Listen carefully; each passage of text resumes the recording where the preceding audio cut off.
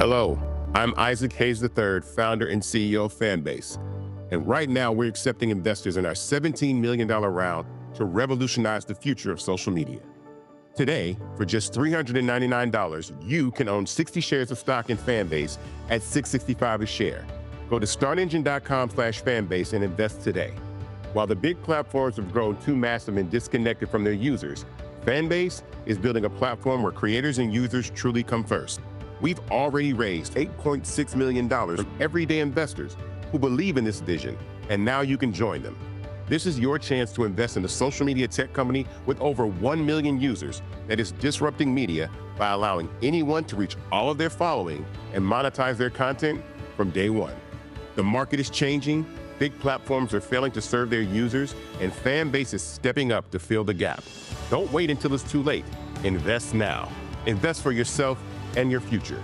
Go to startengine.com/fanbase and own the future of social media.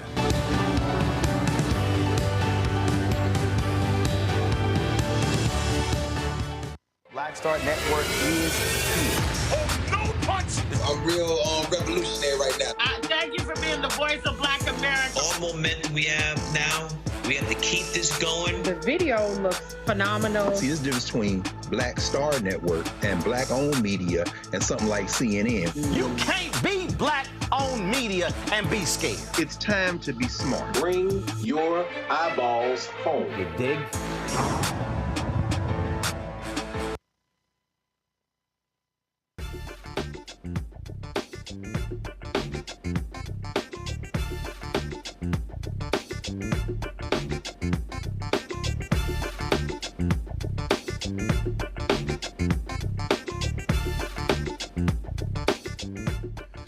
Today is Friday, April 18th, 2025, coming up on Roland Martin Unfiltered, streaming live on the Black Star Network. Folks, we haven't made it to the first 100 days, and the twice-impeached, criminally convicted felon-in-chief Donald the Con Trump has unleashed lawlessness all across the country. Janai Nelson, the President and Director-Counsel at the Legal Defense Fund, will explain that although Trump's tactics aren't new, they can be stopped. Federal judges are doing their part, ruling against Trump left and right.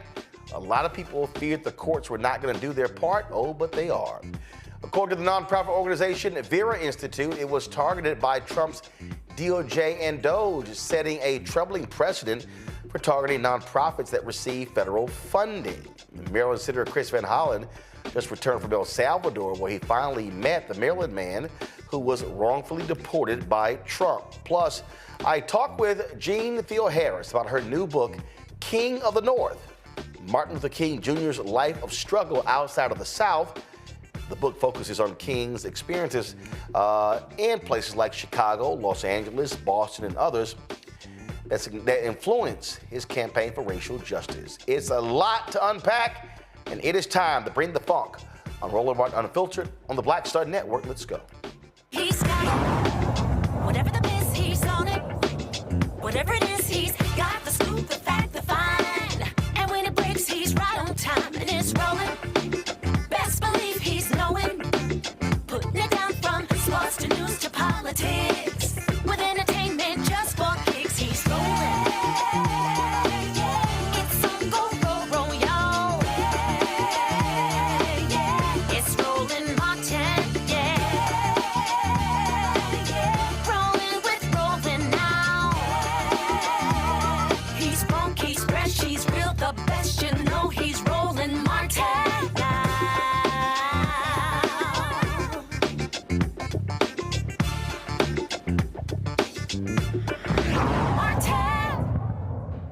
Folks, it's been 88 days since the twice-impeached, criminally convicted felon-in-chief Donald Trump occupied the White House. During these 88 days, he has abused in a massive way presidential power by dismissing individuals from federal boards, laying off thousands of employees under the pretext of saying the government needs the money to fund other operations, openly disregarding court orders and unlawfully deporting individuals, and also just completely saying they're not going to comply with court orders. It's been a fierce battle fighting against him, especially in the federal court system. Janai Nelson, the President and Director-Counsel of the Legal Defense Fund, wrote an op-ed in The Nation called "We Can Defeat Trump's Lawlessness. We've Done It Before." She joins me right now. Janai, glad to have you here. You lay out that it can be defeated. Let's unpack that, because just we saw today, even in the very, very conservative Fifth Circuit, that judges have been nailing Trump on how they are abusing power, just deporting folks for the hell of it. That's right. What is happening is so egregious that you see some of our staunchest, most conservative, some of the most extreme circuits and judges recognizing that our Constitution, our democracy, the rule of law itself is at stake because it is being abused so plainly in plain sight with zero restraint. And if there's any fidelity to the rule of law, if there's any interest in keeping this country from devolving into a full-out autocracy, the courts have to step in and enforce the law and recognize that no one is above the law. Even if this president thinks that he has full immunity, he still cannot engage in unlawful conduct without a check by these courts. And certainly the people in his administration don't enjoy the same immunity that he does. So what they're doing at his behest and at his direction is putting them, their lives, their livelihoods, their licenses at risk. Because in many instances, they are engaging in civil rights violations, potentially human rights violations, and misconduct that can lead them into potential criminal conviction. So this is serious business, and I'm glad to see that the courts are stepping up and stepping in. So here's what's interesting right now. You've got Democrats saying it is wrong for Democrats to be focused on people like the man who was deported to El Salvador, Senator Chris Van Hollen, traveled there to meet with this man. They're saying, oh, no, you should ignore those things. But the courts are hitting them left and right. Now, I know the LDF is a nonpartisan group, but to me that sounds idiotic. If you believe in the rule of law, if you believe in the Constitution, then as Congresswoman Barbara Jordan said in the Watergate hearings, my faith in the Constitution is whole and it is complete. And I will not stand idly by and watch people abuse this. To me, that's crazy advice. Yeah, as you said, LDF is nonpartisan. We don't give political advice. What we do is say what the law requires. And the law requires that every single person has a right to due process, has a right to be treated equally under the law, should not be subject to human and civil rights abuses. And the problem that we are in right now as a country is this very self-centered approach to rights and to protections. And we have to realize that if we are serious about the principles that hold this country apart from many others, or at least used to, that it doesn't matter who is being targeted. What matters is whether the principle that we believe in is being abused, if it's being ignored, if it's being weaponized. And we should not care against whom that is happening. We should simply care that it is happening. I'd like to believe that all of us believe that every human is created equal and deserves those protections and rights. But even if you don't believe that, the fact that these principles are being weaponized should be of concern to all of us, that this government has turned itself against its people is one of the most concerning developments in the evolution of this democracy in modern history. We are in uncharted waters, and this idea that, you know, our democracy is unraveling or maybe under authoritarian or fascist threat is no longer a notion. It is a clear and present danger that is actively unfolding in front of us. Well, I'm sitting here looking at, I follow Kyle Chaney of Politico on Twitter.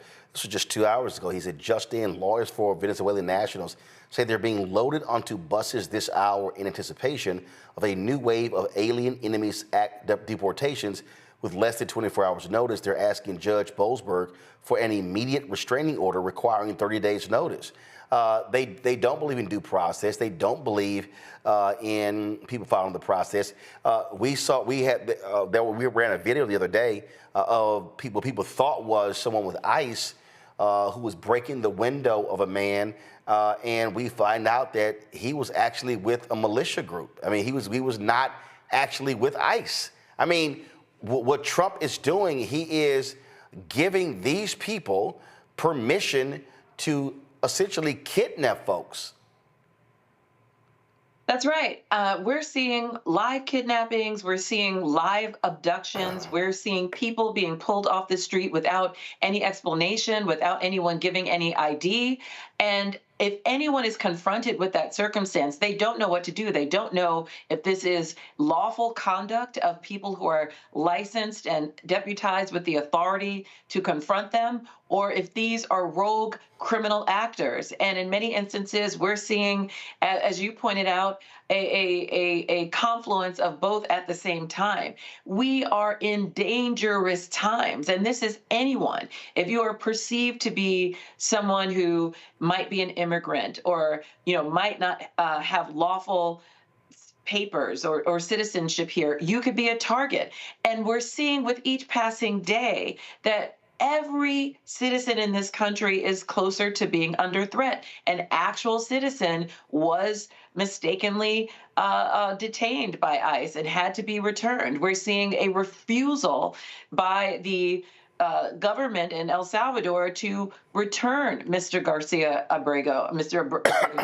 pardon me. It's unbelievable the level of incompetence and intentional harm and violence that's being inflicted by this government. And even when they recognize that they've done something wrong, they are not taking adequate steps to undo that harm and to retract their efforts and actions. So we are in very, very rogue territory, and we should be crying out in protest, and we should be calling on every elected official to do what Representative Van Hollen has been doing and what other representatives have been saying. Representative Garcia, with whom I was in conversation last night, and so many others have actually been speaking out, and we need to amplify those voices. This right here is amazing. Have you ever, in your legal career, seen a judge write this? And this is a 3-judge panel, a Reagan appointee.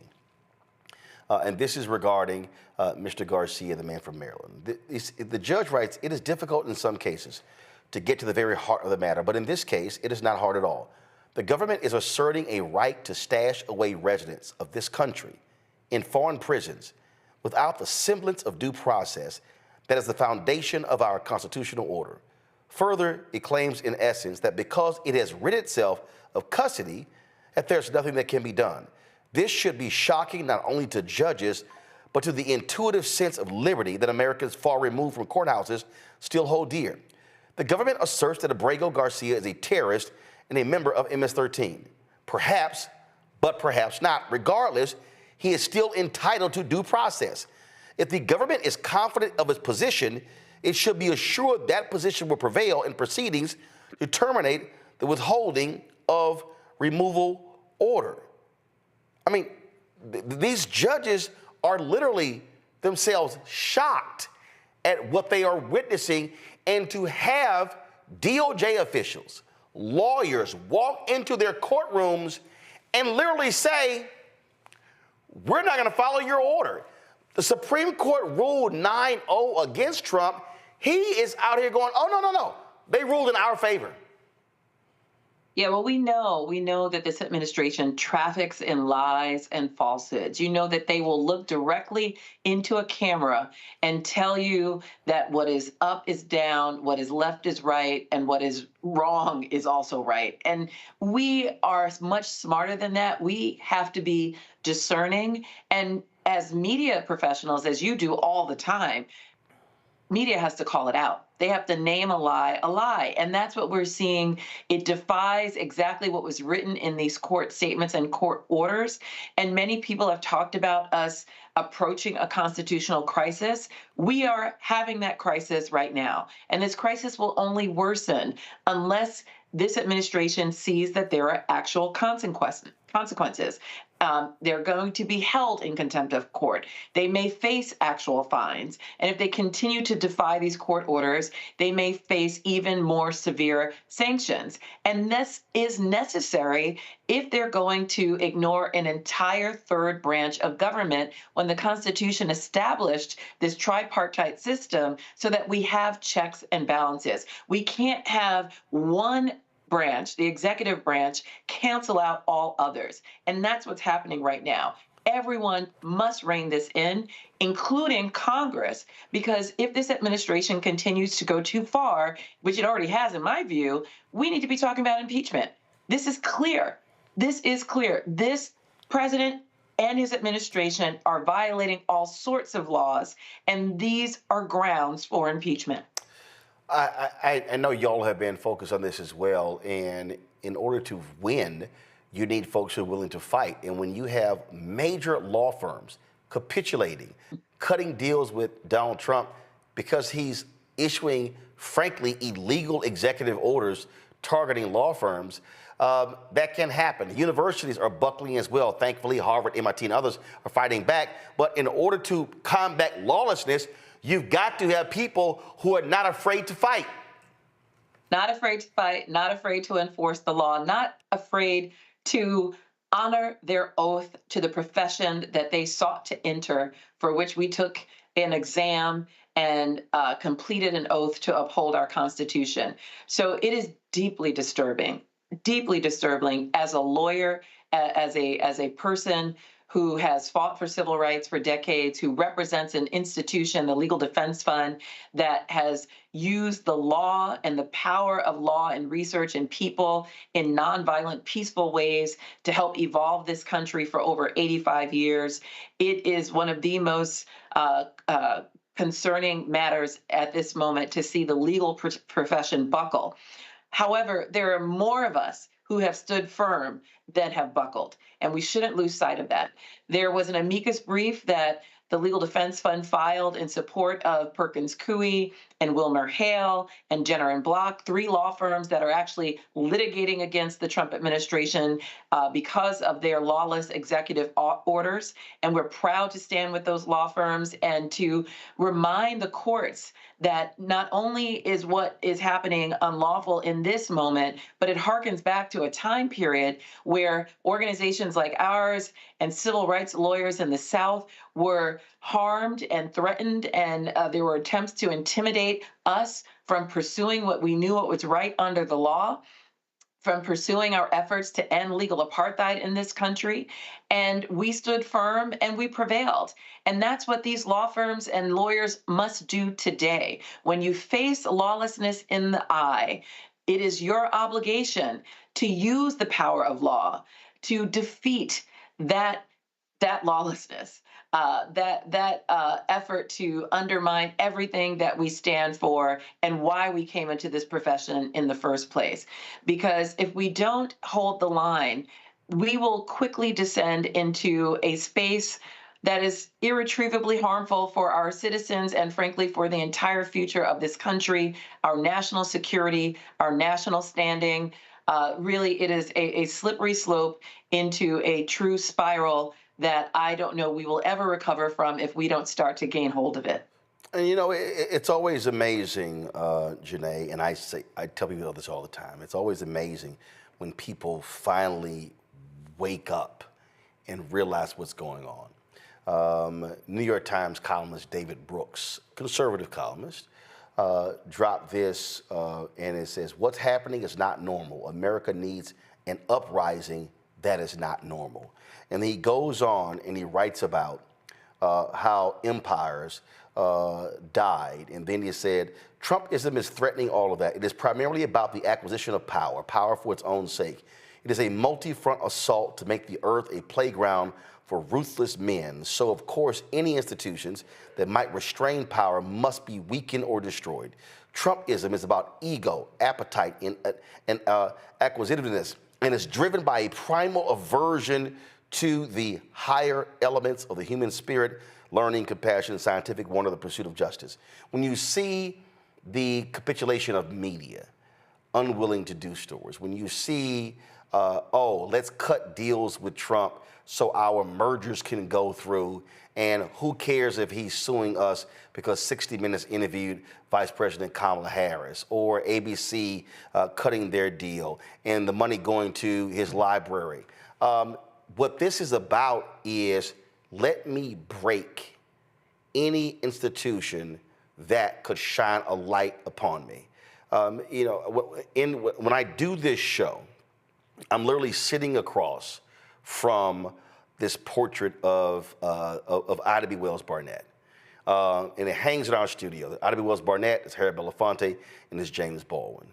And every time I see that Ida B. Wells Barnett photo, and let's get a shot of that, the quote that she has is right there when she talks about the way to seek truth is shine a light upon the darkness. And media, if there's a moment where media has to be willing to challenge power, this is it. If there's a moment where media has to inform the public of what's going on, this is it. When people hit me and go, you know what, man, y'all keep talking about Trump and MAGA, that's just enough. I'm like, no, it's not. If you don't understand that what is happening literally is about impacting the next 50 to 100 years, a total destruction of civil rights. That's what we are fighting. We are fighting literally for the next 2 to 3 generations. I could not agree more, Roland. So, you said when people wake up, what will they see? And that's why there was this quote unquote war on woke, because they want people to remain asleep, to have their eyes closed to the criminality, to the corruption, to the destruction that we are seeing play out. Those of us who knew this was coming, those of us who saw the signs of it, those of us who have been screaming about the embers of white nationalism that are still burning in this country and now are a flame. We knew this was happening. That is why there are all of these efforts to ban books, to put limitations on protest, to stop people from being able to vote. There is an effort to take away all the levers of power, all the potential accountability of government, to take it and wrest it from the hands of the people and to put it in the hands of a very small, increasingly wealthy minority of people who do not have this country's interests at heart at all. It's only self-interest, self-aggrandizement, self-serving, self-dealing that is happening on the part of many in this administration. And so it is incumbent upon the media to lay those truths bare. This transcends party. This transcends politics.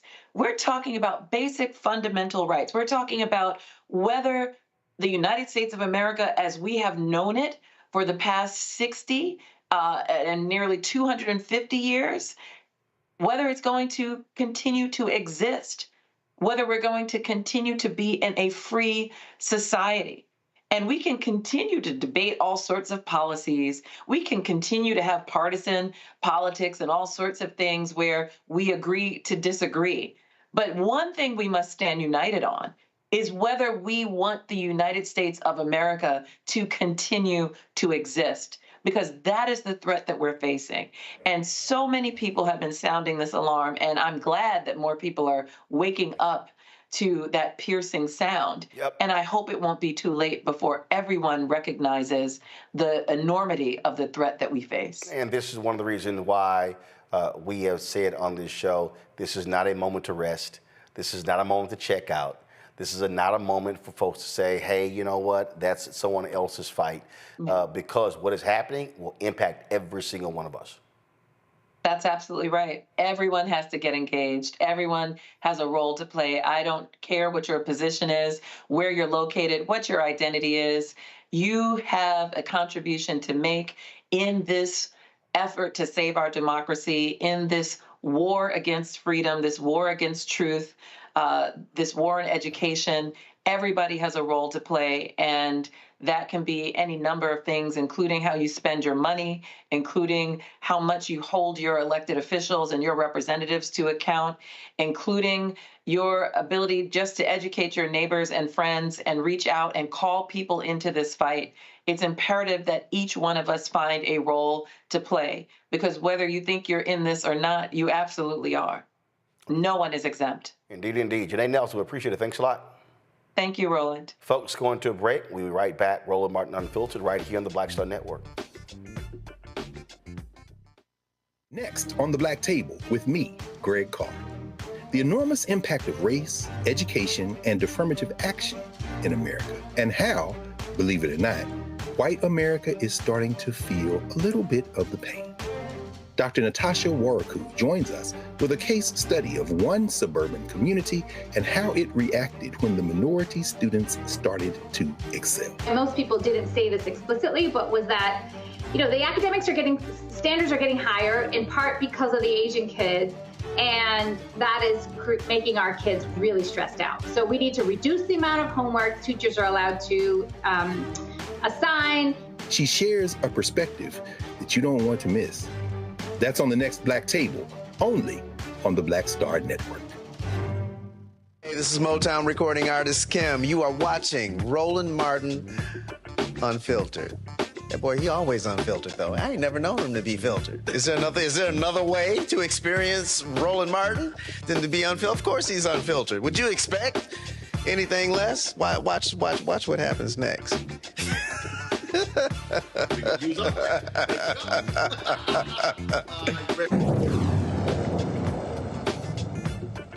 Folks, my panel, Michael Imhotep, host African History Network show out of Detroit. Candace Kelly, legal analyst and host, Not All Hood, South Orange, New Jersey. Matt Manning, civil rights attorney, Corpus Christi, Texas. Candace, I want to start with you.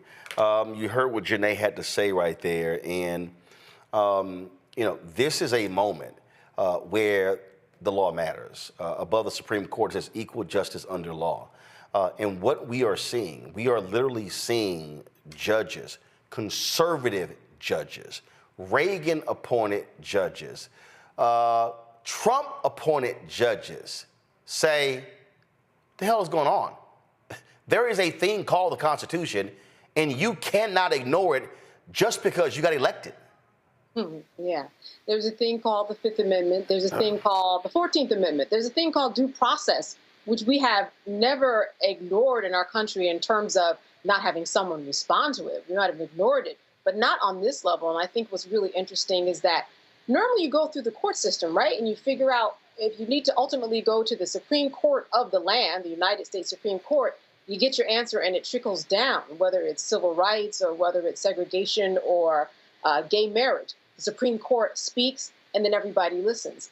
Now, this is precedent. I mean, we've talked about some things that have been unprecedented that Trump has done, but we've seen them in some way, shape, or form from other people. This right here, before last week, if you're talking about a 9-0 decision, that in and of itself is almost an anomaly these days, especially when you have conservative justices that outweigh the liberal justices. Now we've got the decision, and what happens? Trump completely ignores it. This is why people should be paying attention now. It was really different last week. It used to be wait and see what the court said. Now the courts have spoken and nobody's listening. So what's really important is that if Trump is saying we need a separation of these powers, and this is our international rights that we have to deal with things on an international level, well, then Congress has to do their job and say, well, if we're separated as we are, then they have to do their job to make something happen otherwise. Otherwise, this isn't just precedent for people who are taken off the streets and go to El Salvador. This is a precedent for anything else that Trump wants to do when he says, the Supreme Court has spoken, but you know what? I'm just going to ignore it, just like I did in the case of Garcia. That's what this is about. It's not just about Garcia. It is such a big picture. Everybody, if you think it's not going to affect you, this is the time to be paying attention. History just happened. This is precedent that we have never, ever seen. It is crazy to me, Matt, when you look at the decisions, when you look at just the flat out lying. One of the people who, he just, and again, to work for Trump means that you have to be a massive liar yourself. And that is the despicable white nationalist Stephen Miller. Listen to this. One more question. Mr. Miller, I wanted to ask you about, you mentioned Bukele and the fact that Garcia is now in El Salvador's custody. But the question is, has President Trump expressed any interest at all in seeing Garcia move to a different country? Or would he want him to stay in El Salvador? Did he discuss that with Bukele or any of his advisors, specifically with immigration? Well, the Supreme Court has been abundantly clear when it overturned the lower court's ruling that the foreign policy of the United States cannot be compelled by district court. The view of our administration has been very clear and consistent that this man is a subject and citizen of El Salvador, and El Salvador, as a sovereign country, has informed us repeatedly and publicly that it is their desire and intention to retain custody of him. And of course, we as a U.S. government cannot forcibly retrieve him against the wishes of El Salvador. Matt, he's lying. It's not what the Supreme Court said. He's lying. Flat out lying. That's also why we have extradition. We have an entire process whereby sovereigns recognize the sovereignty of another country, but also recognize their own sovereignty insofar as they're able to retrieve their citizens under certain circumstances. We know Miller is not being honest. And it's interesting because we focus so much on Mr. Trump because he is the one who is the president. But it's people like Stephen Miller who are really driving the ship with this insane policy. And it's terrifying that they are really trying to justify what they've already admitted was a mistake that does not have any basis in fact.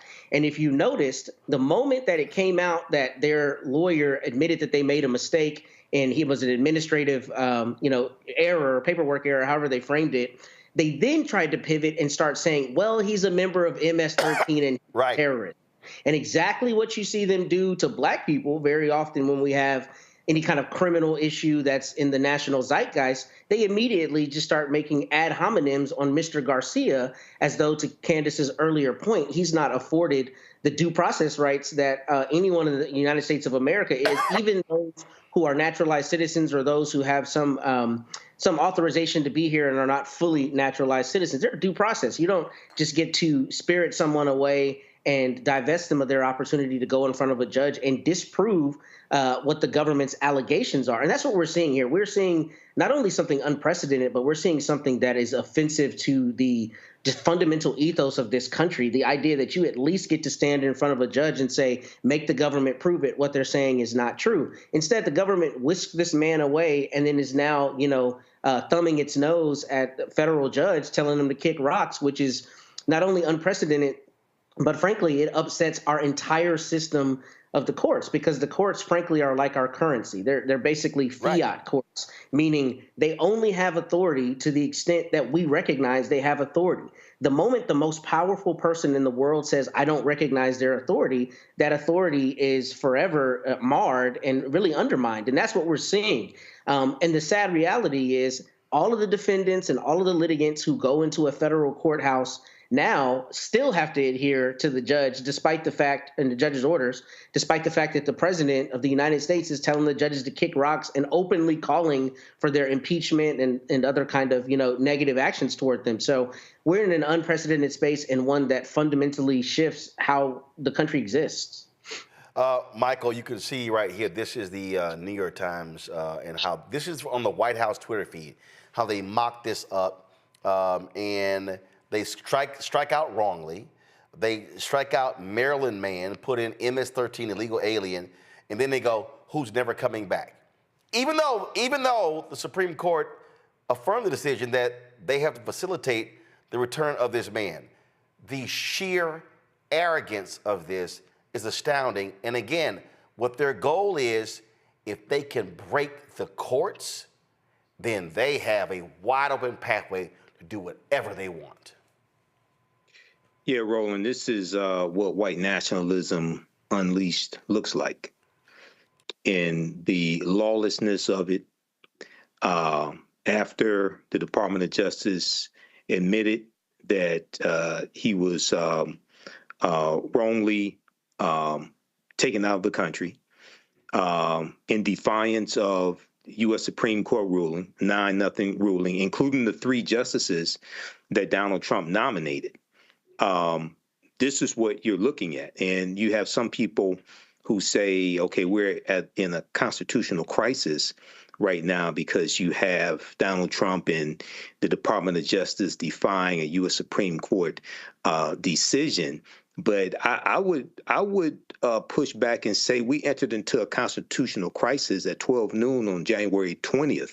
2025, when a man who incited the insurrection in violation of Section 3 of the 14th Amendment was inaugurated as president. Even though the U.S. Supreme Court came up with a ruling that the 14th Amendment doesn't say, they said that state government does not have the authority to remove somebody from the ballot for a federal election.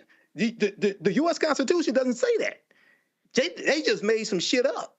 But but hashtag, we try to tell you, this is what we warn people about. So this is a severe fight right here. So we're going to have to continue to file lawsuits, continue to organize. What Senator Chris Van Hollen did was very courageous, I think. Okay. And this puts a lot of pressure on the Department of Justice, on Donald Trump, but also on El Salvador as well. So we have to continue to fight.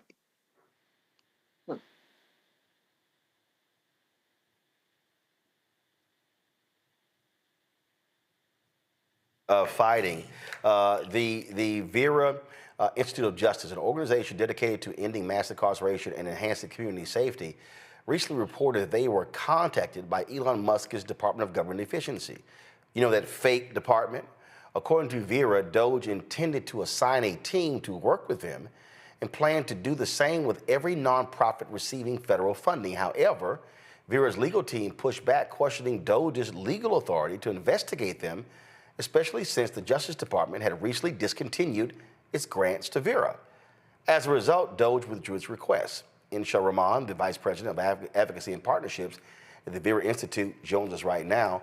And Insha, this is utterly insane. This notion that Elon Musk can insert himself into nonprofits, federal agencies, USAID, into law firms. This idea that we have the authority to not only look at grants, but go inside of institutions and essentially try to take them over. It is insane, and it is dangerous. It's such dangerous precedent. So, as you said, Roland, we were contacted by DOGE, and we believe that they thought they can come in and take over our organization because we have historically received federal funding to do the important mission-driven work we do to end mass incarceration, to fight for immigrant rights, and to build safe, thriving communities. Now, the Vera Institute of Justice is a 64-year-old national organization. Many of your viewers might not have heard of us, but we have been around doing this work with government partners and communities across the country in red states, blue states, and everywhere in between to actually make sure that our communities are safer and that we are investing in the services and programs that help people thrive. Now, none of that should be controversial. And yet, when we received a notice of termination of our federal funding 2 Fridays ago from the Department of Justice, they told us they were cutting our funding because your priorities and your work no longer fits within the agency's purview. Now, what we did immediately was write an open letter to Attorney General Bondi to call out the hypocrisy of cutting funding for services. And I'll tell you exactly the grants that we got, what they were supporting. They were supporting our work with prisons to make them safer and to make sure there's dignity for correctional staff and for people who are incarcerated, to make sure that law enforcement knows how to provide services for survivors of domestic violence and crime, and to make sure that in communities where people are in mental health crisis, we actually provide services and the right response. All of that should be non-controversial, and yet we were targeted for our federal funding to be cut. So the question is why? And it's because Vera works on immigration and crime, the 2 issues that are easily caricatured by the right.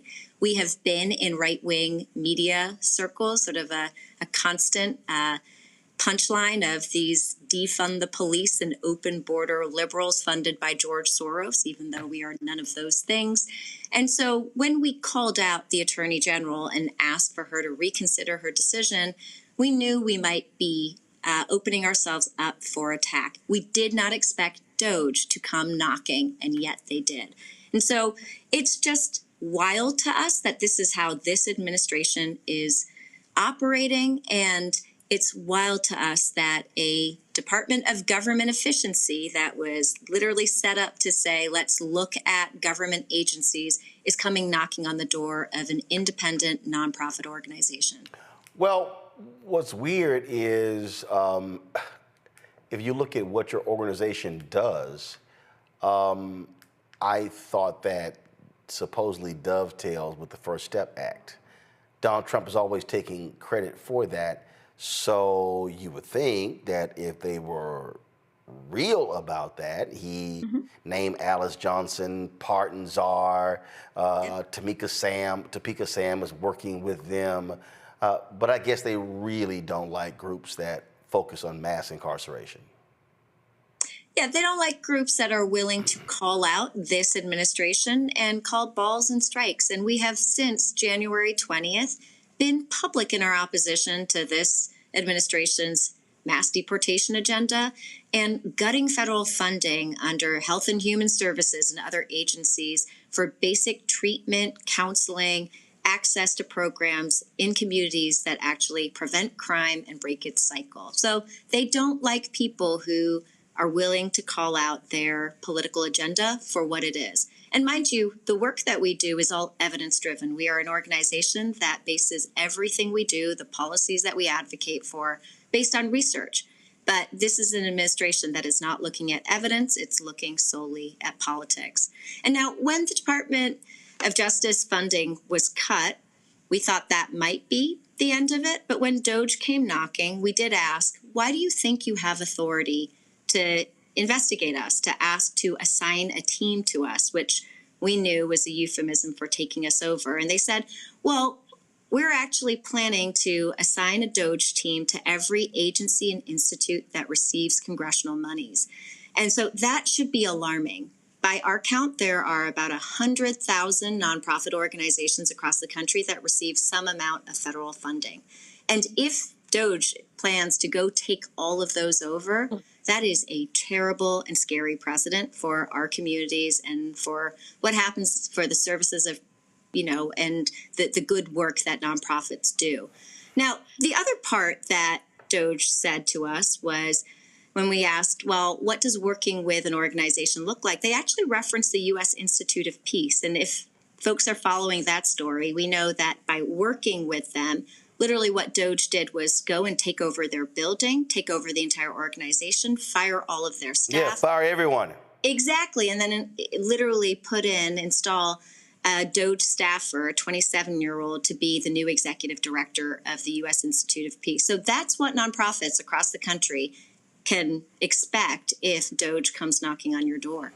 Yeah, and we know that is utterly insane. So it is just crazy to see what we are experiencing, and they want to tear down nonprofits. They want to tear down NGOs. They want to go after everyone. They literally want to completely eradicate. I keep saying for African Americans, they want to completely destroy the economic and the civil rights infrastructure.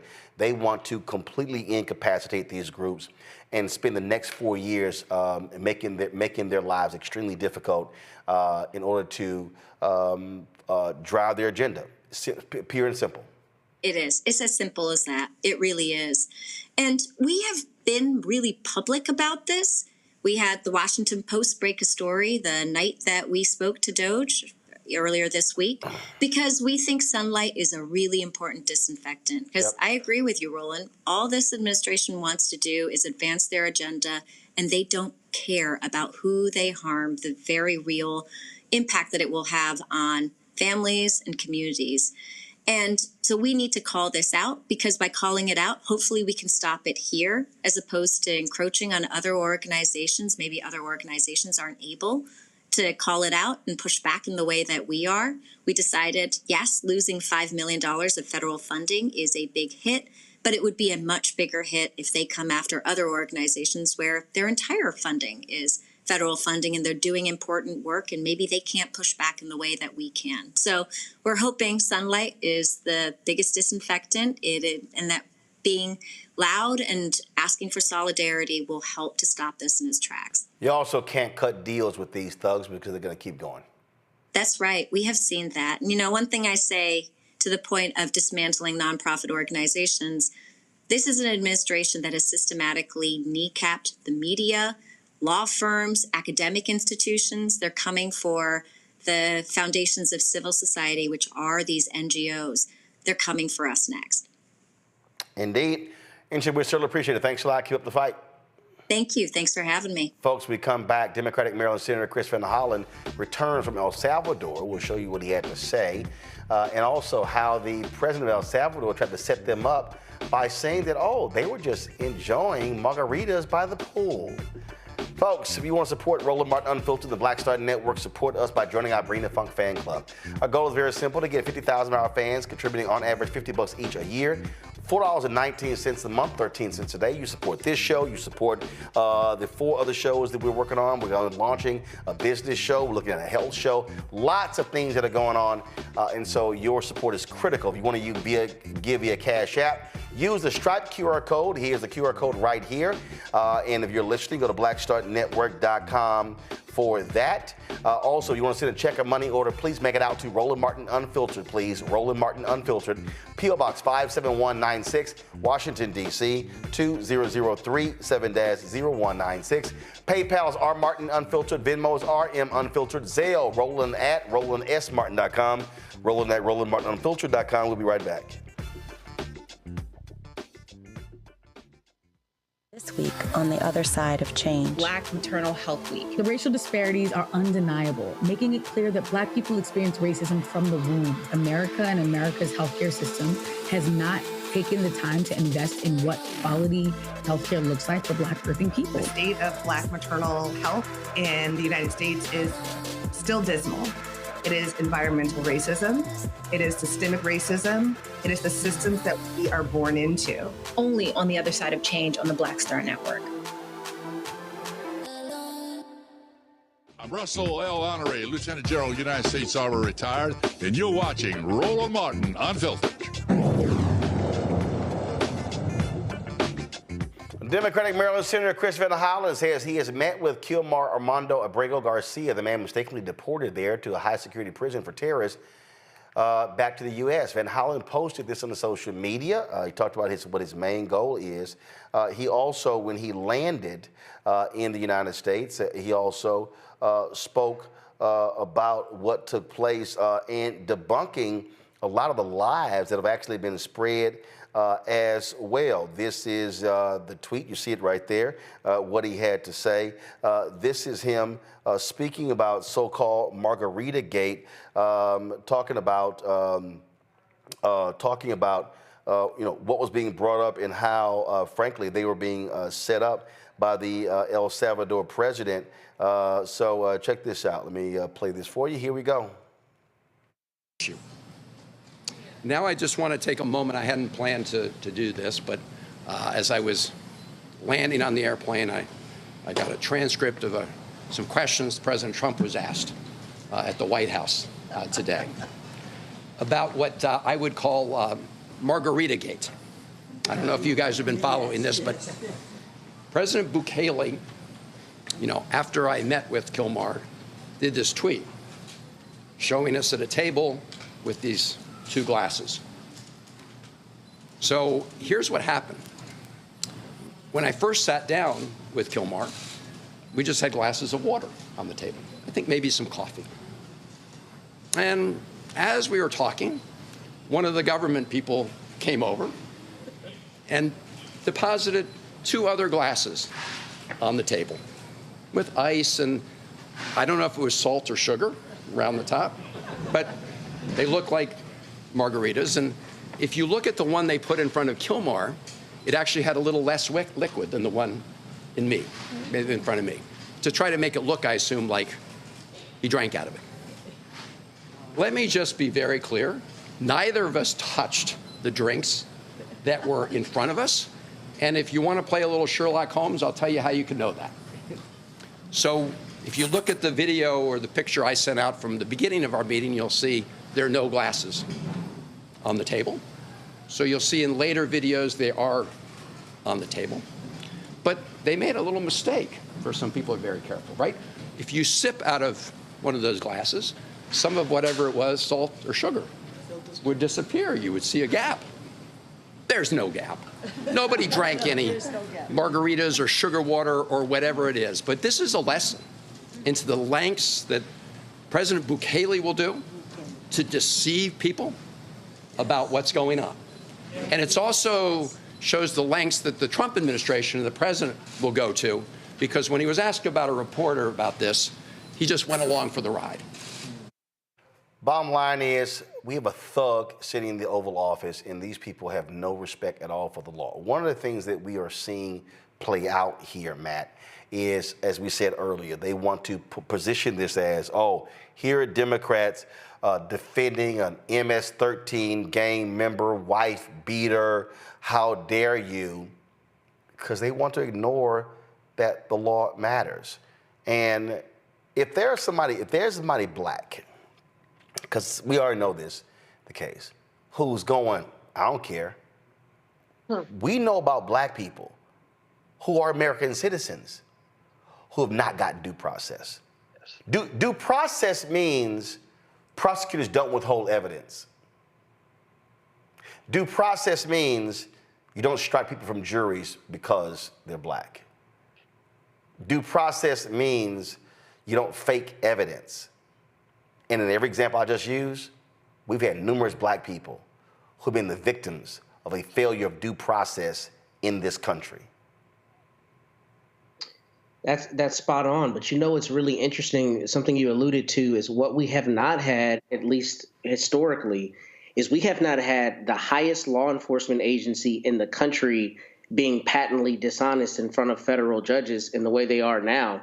And you're talking about due process. What people may know is in the federal and in the state system, there's a law called Brady, or there's a former case called Brady. And basically that requires that a prosecutor has to give any evidence that may be exculpatory or mitigating to a criminal defendant, right?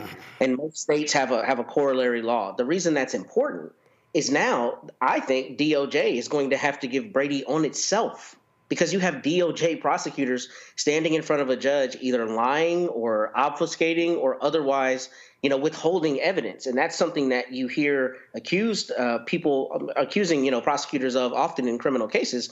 But it's now something that we have demonstrative evidence on that DOJ lawyers are doing and are being fired for the instances where they're being honest. So due process for Black people, for non-white people, has long been an issue in this country, but we have never, in my understanding historically, ever had circumstances where DOJ is patently being dishonest. It's interesting. I wasn't born in 1978. I wasn't alive.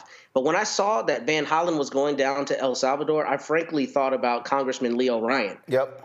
Because Bukele, one of the things that I think has been lost in the media narrative about everything going on with Kilmar Garcia and all the people being deported is the fact that Bukele is an authoritarian. He's an autocrat as much as an autocrat exists. He thrives on the opportunity to be autocratic on the national and on the global scale. So him and Trump are two peas in a pod in this respect. And it's doubly problematic that it's El Salvador in particular, because he revels in the opportunity to be an authoritarian, right? And to have this mega prison and to enjoy. I mean, think about the tweet that he sent out when the plane was in the air and he just said, oops. I mean, how ominous is it that, he's sending a tweet that way? So I'm glad that there's proof of life of Mr. Garcia, but I am not in any way surprised that they're being dishonest about the truth of what happened with the whole Margarita Gate, and that we're seeing on the larger scale, Bukele engaging in exactly the kind of dishonesty and autocratic policy that Trump is. When you are dealing with thugs, you have to respond accordingly, Candace. And this is not a situation where, well, let's give them the benefit of the doubt. No, you cannot. These are thugs. These are people who do not care about the law. What they care about is whatever they consider the law to be. And I think what's most interesting is that we have known this. It's just now that we're seeing it so much more blatantly. I think it kind of pacifies people to have that expectation, which leads people to kind of lean back a little more. Remember when years ago, when Trump would do something, it would be ridiculous and out of this world. You couldn't believe it. He couldn't even have won the presidency.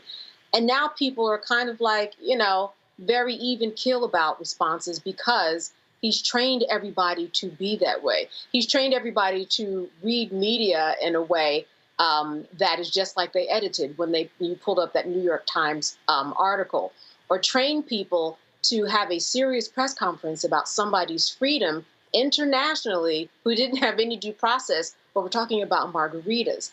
That is the part of their plan. So we really have to be really critically discerning about what we are looking at in the media, or else we're all just going to be confused and kind of trumping out each other with mis and disinformation. But that's exactly where they want us to be. So this is really a good time to think about people like you, other outlets that are giving information that is real, and as ourselves being good consumers, so that when we look at stories like this, we can actually see the lies and not just say, oh yeah, that's expected. I think that's one of the travesties of this whole thing, this long press conference and how much he spent talking about Margaritaville. What we have to recognize, Michael, that there is a clear impact here. And I want people watching and listening to recognize that this is not inside baseball. This is not all minutes that doesn't impact me. When you heard Incha talk about the Vera Institute, how that nonprofit is being impacted. Services, real services, are going to be neglected. People are not going to be able to truly access a variety of things in this government. The massive cuts that they have made, we are already seeing what the impact is going to be. And so we must be vigilant about this.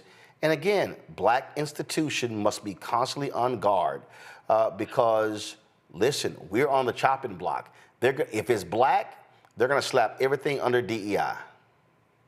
Absolutely, and they're doing that, everything from removing Harriet Tubman from the National Park Service website and talking about the Underground Railroad. Yes, they restored it, but we keep seeing these stories of African-American history, the Black erasure of African-American history from government websites, and then certain information is partly restored or what have you. We see the attack, we see the closing down of the Minority Business Development Agency, because of an executive order from Donald Trump. And we know that has helped African-American owned businesses get federal contracts.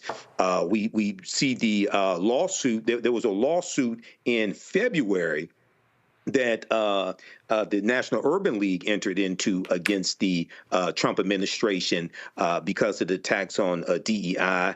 We just see the NAACP has launched a lawsuit as well against the Department of Education and their attacks on DEI. So we see these attacks all across the board. And then also, as you've been talking about here, the shedding of tens of thousands of government jobs. If we just look at the U.S. Postal Service. U.S. Postal Service employs about 640,000 people. 29% of them are African American.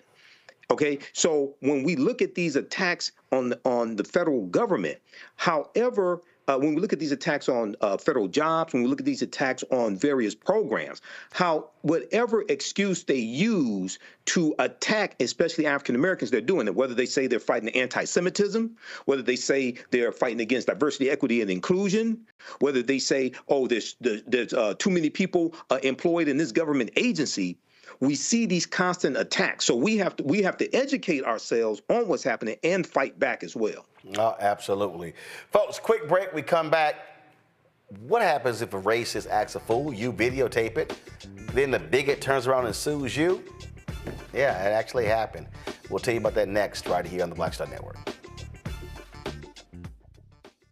This week on A Balanced Life with Dr. Jackie here on Black Star Network, we are talking about all things, you got it, stress related. Yes, the big S, whether it's spiritual, physical, emotional, or sometimes it could be just in your head.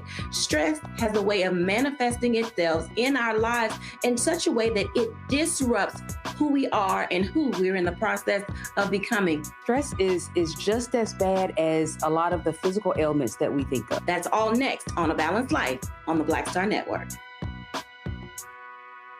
This is Tamala Mann. And this is David Mann. And you're watching Roland Martin Unfiltered.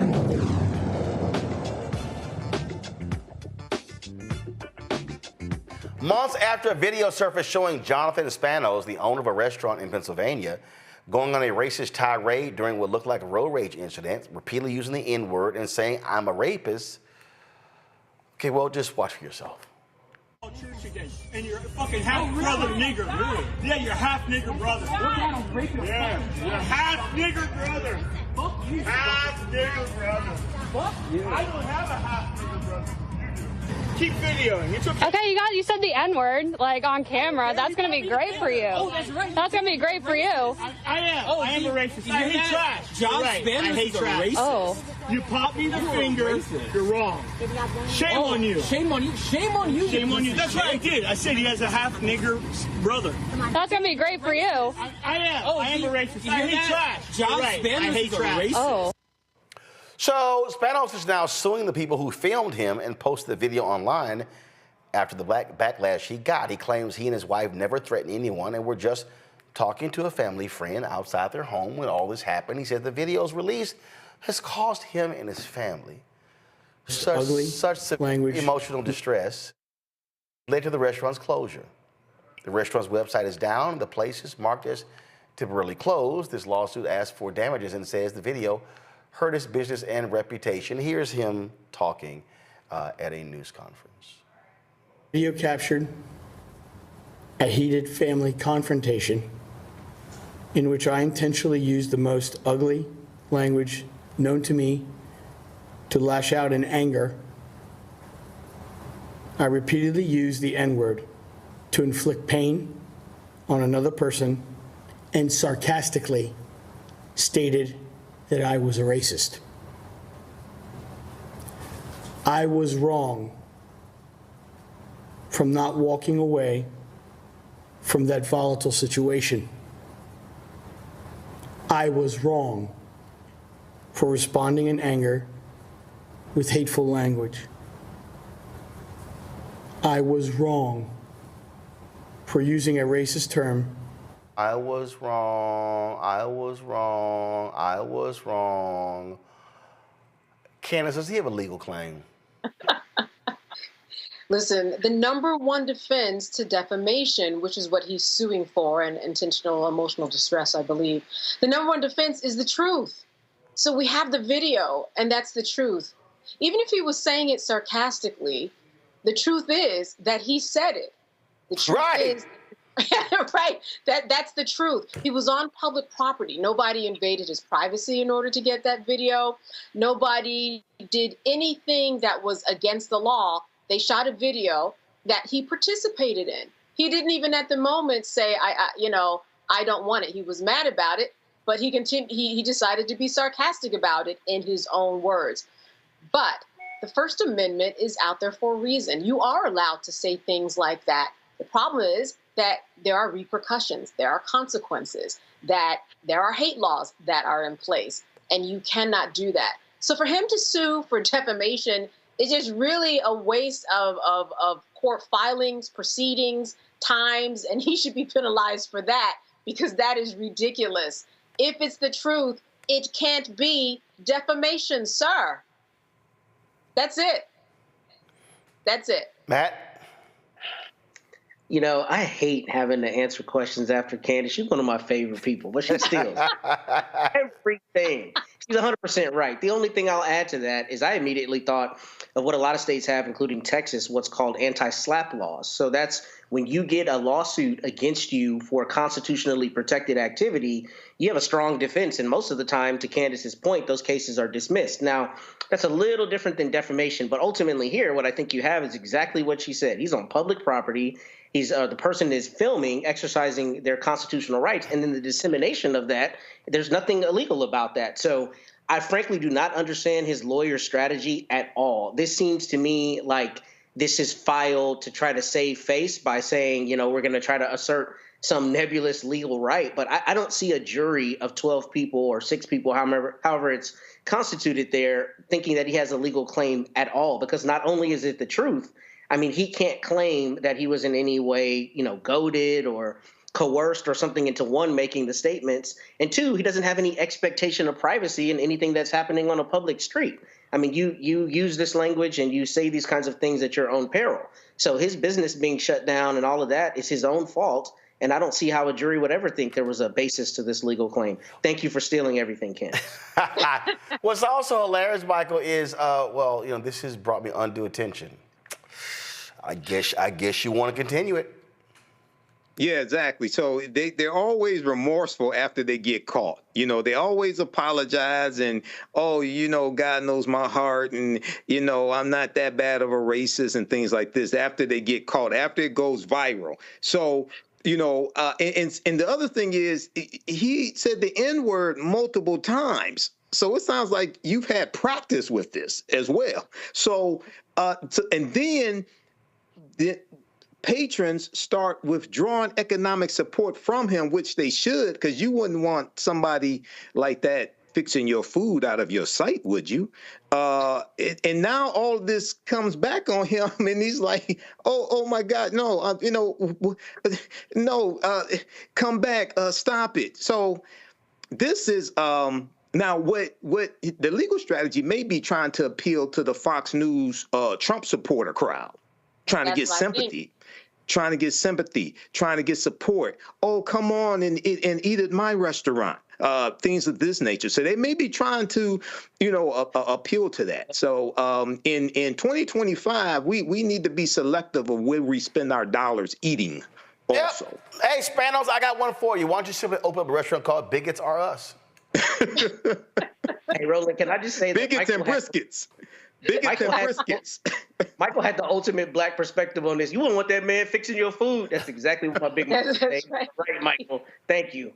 Yeah, absolutely. Yeah, Roland, I will say this, that is one thing that could only be maybe a possibly good thing out of this is just like Michael said, that you get somebody to support him. He goes on Fox, makes his rounds. You get some nationalists, some right-winger to start a GoFundMe page in order to help this family that all he was doing was expressing his anger, and he has a First Amendment right to do this. And he will get lots of people, I bet, if there was a GoFundMe page. But that is the only reason why I could see that they are doing that. I agree with Michael. All right, then. So, cool. First of all, Black and Missy.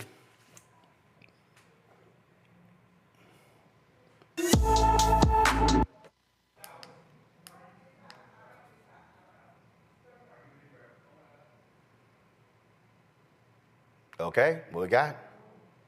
Come to me, please. All right, y'all.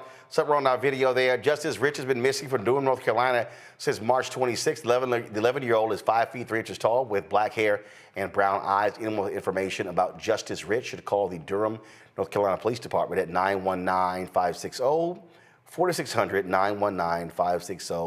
919-560-4600. Last story I got to ask y'all about, and that is this here.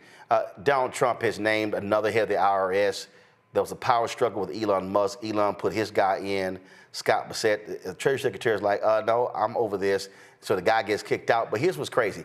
Trump's pick, Billy Long, had $130,000 of his debts just paid off by individuals who do business with the IRS. Michael, I'll start with you. This is one where Democrats, you do not allow that confirmation hearing to even be held. Yeah, you do. So the confirmation hearing is in the Senate. For those that don't know. So you use every Senate tool that you have, procedural tool, to stop the hearing, but also draw attention to it. Wait a second, where does money come from? What type of underhanded tactics are being used? How is he going to have to pay somebody back the $130,000? $130,000. Isn't that how much Michael Cohen took out on a line of credit to pay off Stormy Daniels to keep quiet before the 2016 election? $130,000. Interesting number. So you bring up this, and weaponize that, utilize social media, get that out to people. But yeah, you stop the nomination. What's crazy here, Candace, is this is the NewJersey.com story. Billy Long, a former GOP lawmaker and Trump's nominee for IRS commissioner, said he paid himself back using campaign donations for a $130,000 loan he made to his failed 2022 Senate campaign. The lever was the first to report on the filings. A note that since Long lost his bid for the Senate, the campaign committee raised less than $36,000. However, the campaign committee suddenly took in nearly $137,000 since Trump announced Long as his IRS pick. Wow, it's just amazing how this money just mysteriously shows up. Now we're good. Right. Listen, I have hope in this process, but I also know what we've seen.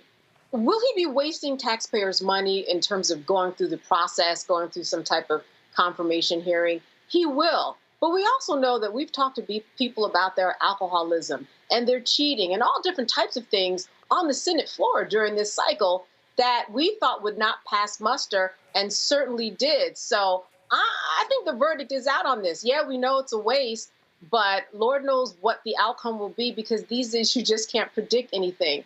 We just have such a bad precedent across the board in all branches of the government. You just don't know. I mean, this one is really hard to call, but he's going to sit in front of them. I don't think that that's going to stop, and everything possibly could work out in his favor. That's the 2025 limit. I don't think it's hard, Matt, because it's very simple. If the Democrats don't show up for a committee hearing, you can't hold a committee hearing. And my whole deal is, you say, we ain't showing up. Yeah, I like it. I mean, I think Michael's right, and I think you're right. Use every possible tool to prevent this. But here's the problem. The problem is you don't have a DOJ that's going to prosecute the inevitable hookups that he's going to do as the IRS commissioner if he's confirmed. Oh, so yeah. I mean, this is not a real DOJ. Let's be real clear. This is truly a department of junk. The normal fail-safe would be, a fear that if you're just openly being bribed, that you're going to end up like Menendez, right? But that's not going to happen because you have a DOJ that is not going to prosecute. So, I mean, if you're a criminal, what's the reason for not hooking this man up and filling his coffers up? So when he's the IRS commissioner, you get that payback favor. We know that's what's going to happen. So the Democrats should try to stop the confirmation. But once he's confirmed, what you're going to see is the same kind of graft we're seeing across the rest of the agencies. Thugs.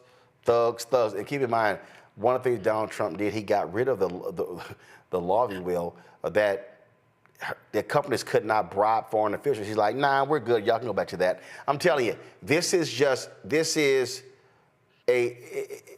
this was an actual prosecution case, they would try the Trump administration on RICO charges.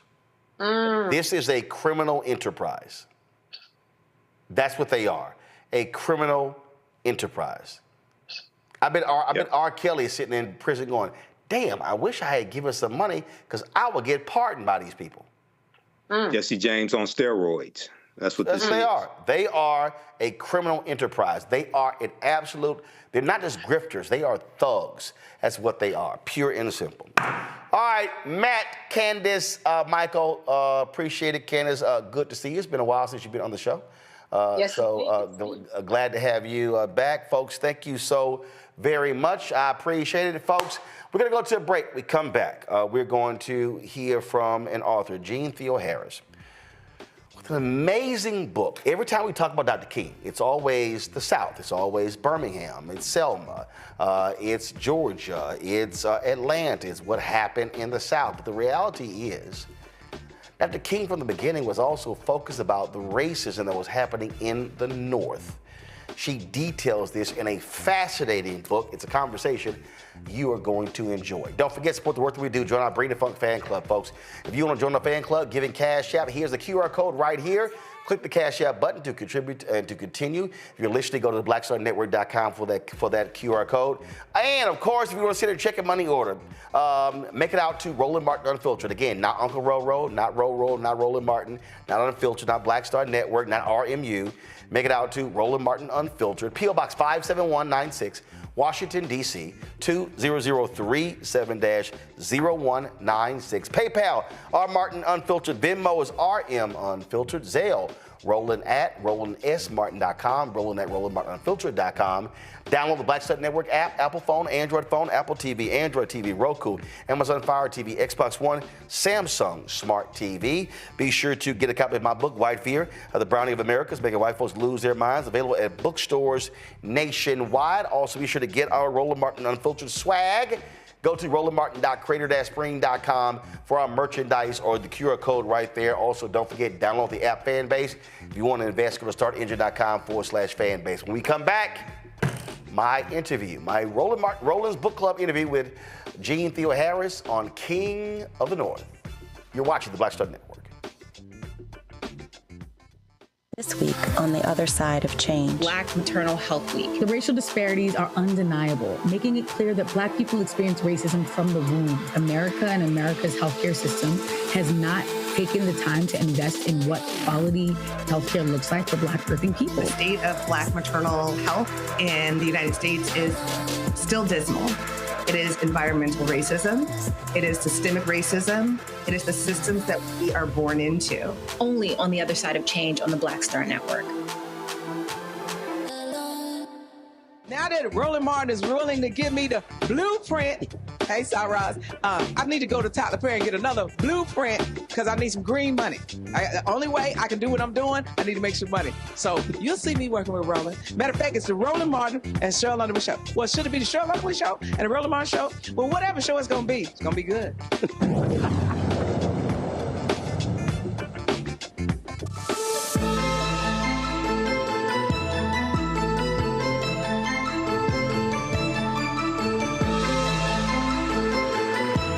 All right. Before I got to talk about the book, I got to ask, Jeanne, are you kin to Liz Theoharis? Yeah, you know that. She's my younger sister. We've talked about this. Absolutely. No, God, Liz, Jeanne, you got to go with the bit. You got to go with the Okay, bit. I'll go with the bit. I am. For Liz, people sister. who don't know, of course, Reverend Liz Theoharis, repairs of the breach, partner in crime with Bishop William Barber. Exactly. Go ahead. There you go. So Force of nature herself, right? Yep. Absolutely. Reverend Liz, as lots of people call her, Reverend Liz. Well, let's get into this here. It's called King of the North, Martin Luther King Jr.'s life of struggle outside the South. A lot of people really don't understand 1966. They don't understand really the depths of the hate that Dr. King experienced. And he said when he was there in the Chicago suburb of Cicero that he never experienced that level of hate anywhere in the South. Why did you want to explore this aspect of Reverend Dr. Martin Luther King Jr.'s life? Well, I mean, I think to begin with, I think many of us are used to, if we think about Dr. King outside the South at all, right, it is in those last 2 years. And when you actually look more closely, both at his life and his work, the Southernization of Dr. King is really kind of limited and inaccurate. Dr. King comes of age in the North at both Crozier Seminary and Boston University. He experiences both segregation and the limits of Northern liberalism as a young person in graduate school. So there is never a time in Dr. King's work, beginning in Montgomery, where he's not calling out the racism and systematic segregation of the North. And when I use the word North, I'm using it in the sense that Dr. King uses it, which is Dr. King and many activists at the time used the word North to talk about everything from the Northeast to the Midwest to the West Coast that in many ways defined themselves as not being the South in terms of race relations. They were not the South. They were open. They were free. They were the promised land. Is the way. And they would say that. They would say, oh, no, we're not them. No, exactly. no, we are not them. We're not like them. Absolutely. And so one of the things to understand, and I think we have not understood, is that from the very beginning of his leadership, he is calling on Northerners, on Northern liberals, both to be outraged about what's happening in the South, but equally to be outraged about what's happening in their very own cities. And that as we start to see some Northern outrage about what's happening in the South, he is saying, okay, but you need to be equally outraged when someone can't get a job at where you work or can't buy a house where you live. So I think one of the things that I think we need to see is that Dr. King from the very beginning understood that segregation was not a regional sickness, but a national cancer. And he also understood that even some of the people, some of the white Northerners who began to get more concerned about what was happening in the South, and we can think about earlier in American history patterns like this, but who assiduously refused to confront segregation where they lived. And so the story of King of the North, right, starts much before, right, those moments in 1966 in Chicago that you're referring to. And it is a story of, again, Dr. King calling on people who considered themselves allies of the civil rights movement to walk the walk where they lived, really challenging this Northern gaslighting that said, oh, the problem is in the South. We might have some racism here, but it's not systematic like the South. He's really calling that out, saying it is systematic. So it's a very different view of Dr. King and about what the expanse both of his work was, but also the expanse of the Black freedom struggle. I like how you start with the preface, where you lay out this speech and who he's talking about and the issues he's talking about, and you wait 4 paragraphs before you reveal the city that he is speaking about. And because what people even today, when they talk about these things, they talk about the freedom. They talk about how things were so different in the West, how they were different, how there were greater opportunities also when blacks left the South and moved up north. And those things are true. You didn't have segregated water fountains. You didn't have segregated buses, things along those lines, but you still dealt with the reality of Jim Crow. And what really was very interesting when you talk about this statewide referendum that dealt with the issue of allowing citizens to sell or rent their property to, as you said, whomever they wished. This point that you're making here, that's what got Ronald Reagan elected. Absolutely. This is, and so then when you start thinking about the attacks on the Black Panthers as well, carrying the rifles in Sacramento, so there's all these people, they love talking about liberal California and yes. liberal, and it's like, no. Right. California, exactly. White was white, so they operated. They might have been nicer, as you say, only the language was polite, and people keep getting confused by that. And even King, when he went to L.A. with the riots 5 years later, was even shocked with the level of poverty and racism there, because he thought it also was a lot different. Well, I would be careful there, right? I mean, I think part of what we see when we see Dr. King over and over in LA in the years before the Watts uprising, right, talking about and joining a movement around police brutality in the city, calling for Chief William Parker, the head of the LAPD, to be replaced, marching around school segregation in LA, marching and sort of campaigning against Proposition 14 in 1964, which is trying to retain the right of Californians to discriminate in the sale and rental of their property, right? We see King is actually in LA more than 15 times before the Watts uprising. So one of the things that he will say about the Watts uprising is he will question this sort of shock, this surprise. He will say, in fact, if they had listened, if they had acted, this never would have happened, right? He will tell, actually, Mayor Daley, if Mayor Yorty, who was the mayor in LA, had listened, this wouldn't have happened. So in many ways, part of what King's shock about Watts is the level of willful blindness, if you will, right? The level of Californians being like, what is this? Why are Black people so angry? This is a state without discrimination. And Dr. King is like, no. He is very clear that people have been organizing. He has joined with them, and over, public officials, California residents, and the media have ignored, gaslit, or distorted those issues to make it seem like there's not a real problem when people were clear for years that there was. I've always said that the problem in this country, whether we're talking about then or now, is that if it is not covert, then there's the belief that it's not overt. That if we don't see it, if it's not a cross burning, if it's not a church burning, if it's not a lynching, oh, no, things are good. As opposed to, no, what he laid out here and what you're laying out and what he was fighting, this is literally the epitome of systemic racism. And we're operating in a day where you have Republican Party and even some Democrats who do not believe in systemic racism, who want to make excuses for what is happening, and that's class and some other stuff, but they want to deny this reality.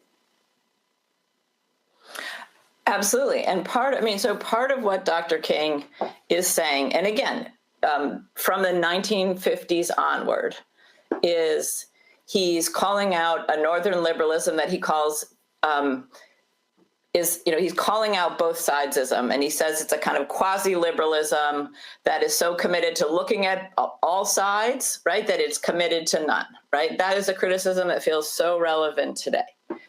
Second, he is talking about a whole range of systemic racism some of which is economic violence and some of which is physical violence. Because I think one of the other things when you start to look outside of the South is the ways that even physical violence by white people against Black people moving into neighborhoods, against Black people desegregating, is also treated differently, and particularly treated differently in this era by the media.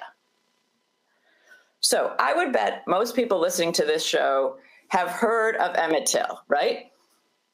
Emmett Till, the Chicago boy who goes to Mississippi to visit his uncle during the summer and is lynched for saying something to a white woman grocery store owner. How many of us have ever heard of Jerome Huey?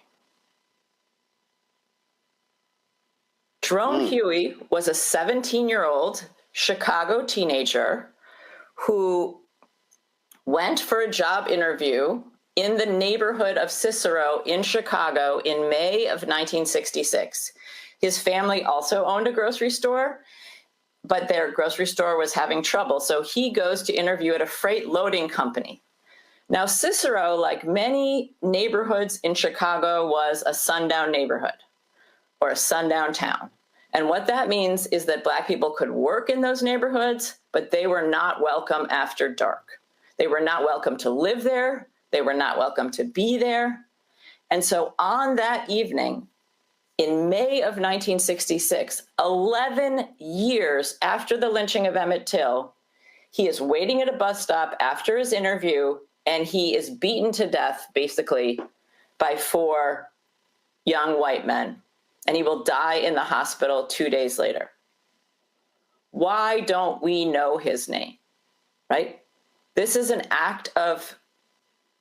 lynching that happens 11 years after Emmett Till in 1966, after the Civil Rights Act is passed, after the Voting Rights Act is passed, and a young man is killed because he is in the wrong neighborhood. But again, I bet very few of us know the name Jerome Huey because, again, even racial violence is treated differently in the North than it is in the South. So speaking of that particular point, I think about there were 3 deaths that happened in the span of a couple of months. So we know with Ferguson, Michael Brown, how that thing just blew up. And it was really that reaction to it. But before that, Eric Garner took place in New York City. But also what was sandwiched in between those two was John Crawford III that took place in Ohio. And I think what happens is, and we see this all the time in media, what happens is which one gets the attention? A lot of people, we were at a rally, it was actually the 20th anniversary of the Million Man March. And they had a number of the families who were impacted, who lost children. And multiple times, John Crawford's father would come up to me and he would say, "Thank you for continuing to mention my son's name," because oftentimes it doesn't get mentioned. And I remember that there were a group of women who were on the front row, and they were upset because there were another group that spoke from the podium that day. And it was the prominent names that we know that became national stories. And these women were angry, upset, and they said, "Our sons died too. Our daughters died too. Why are we not up on that stage?" And unfortunately, how media operates, media picks and chooses which story gets elevated and becomes a national story.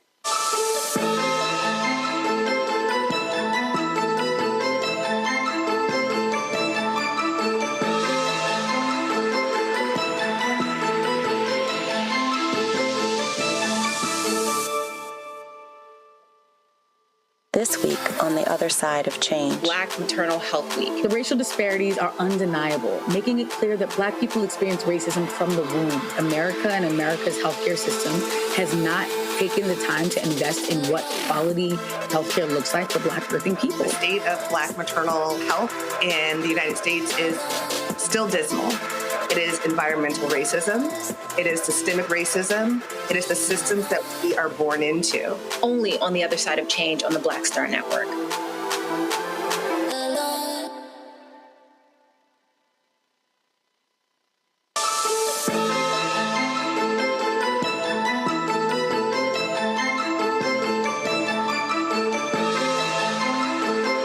Speak to your particular point of how, depending upon how media determines if it's big news, it then becomes elevated.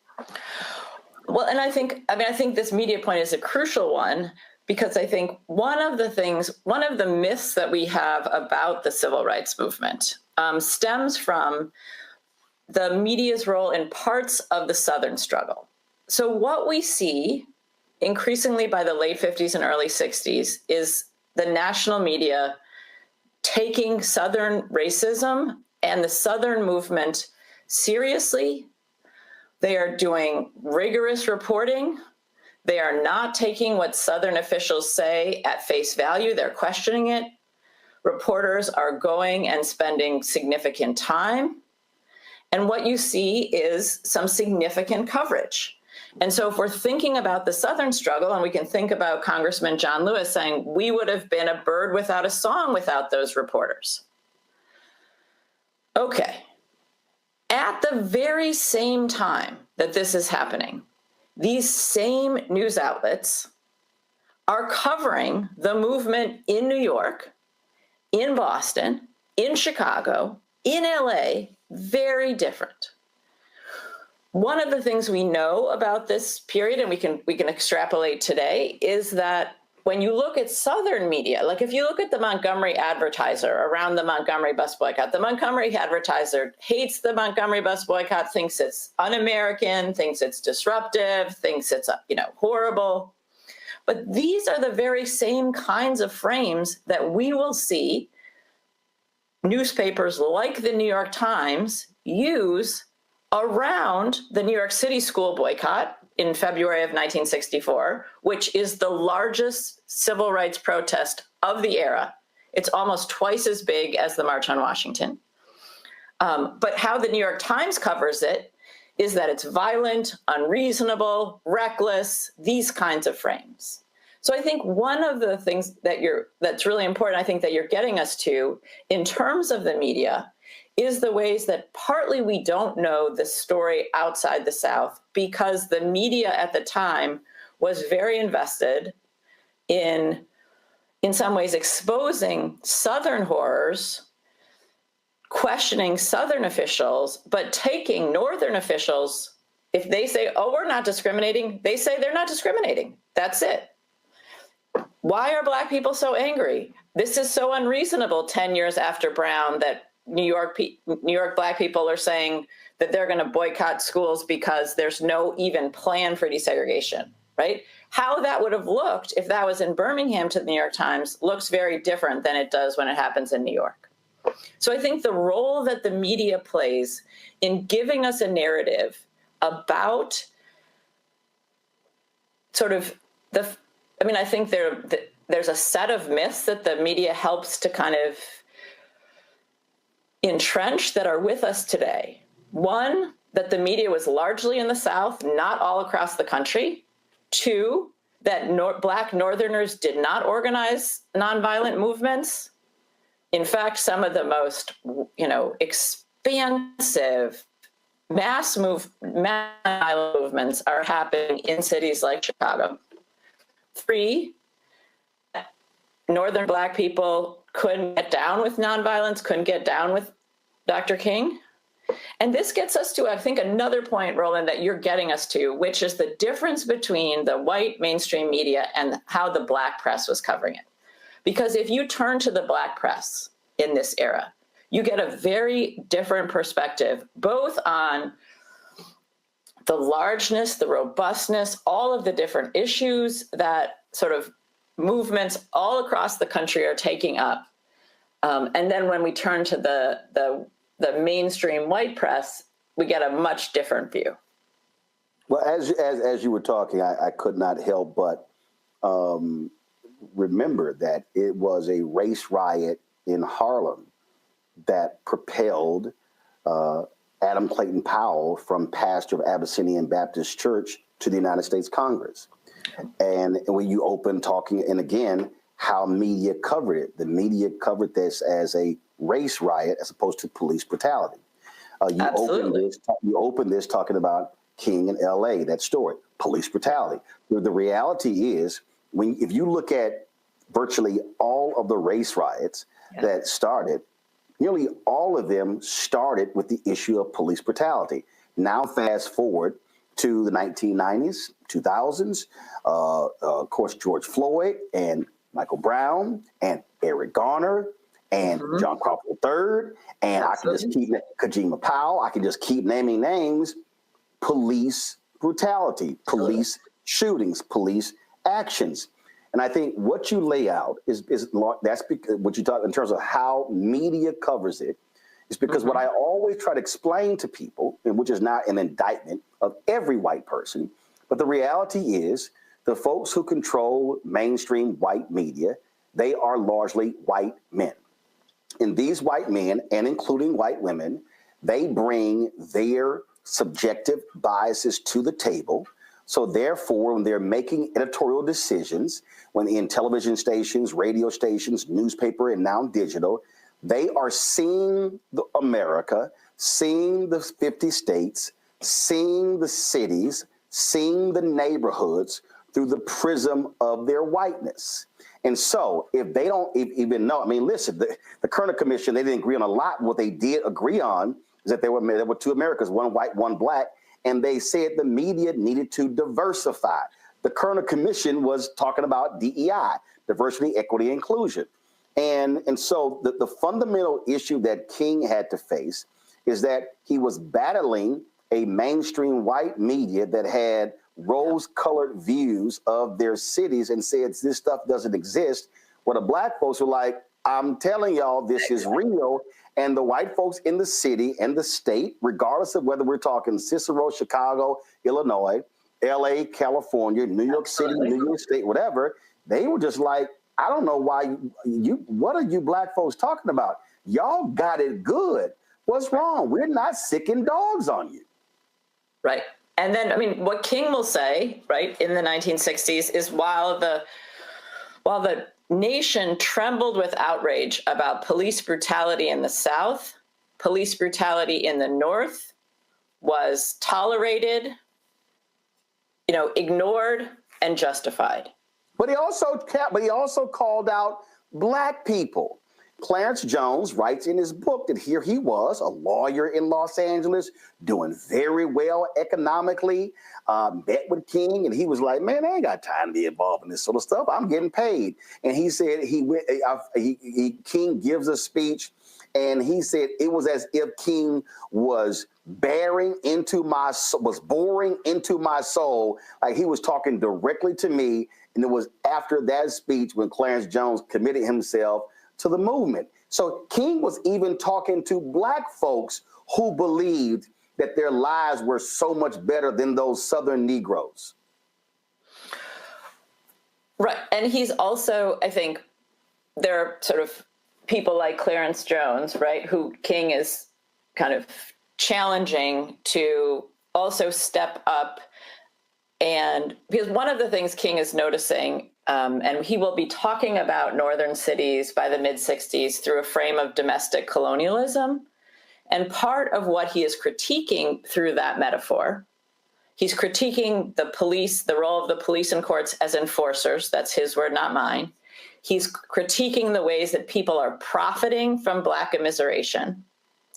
And he is also critiquing the way that elevating certain Black people to high places, right, is used as a buffer to keep the majority of Black people segregated and impoverished. And in Chicago, he'll call it plantation politics.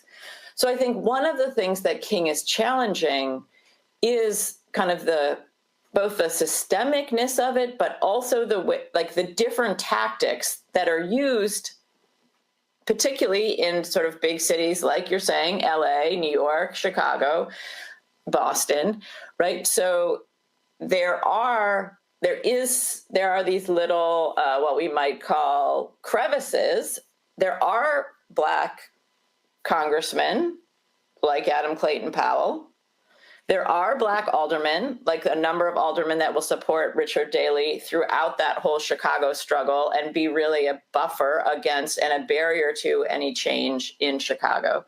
So part of what King is also kind of pushing within kind of the Black community is to kind of see and start to sort of see the ways that this kind of systemic racism, like you're saying, is being perpetuated in somewhat different ways, right? So the blackface is in high places.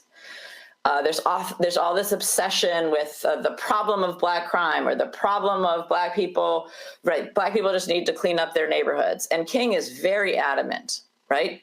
That no, the problem is there's differential sanitation services between the West Side ghetto of Chicago and the northern suburbs. The problem is that people, right?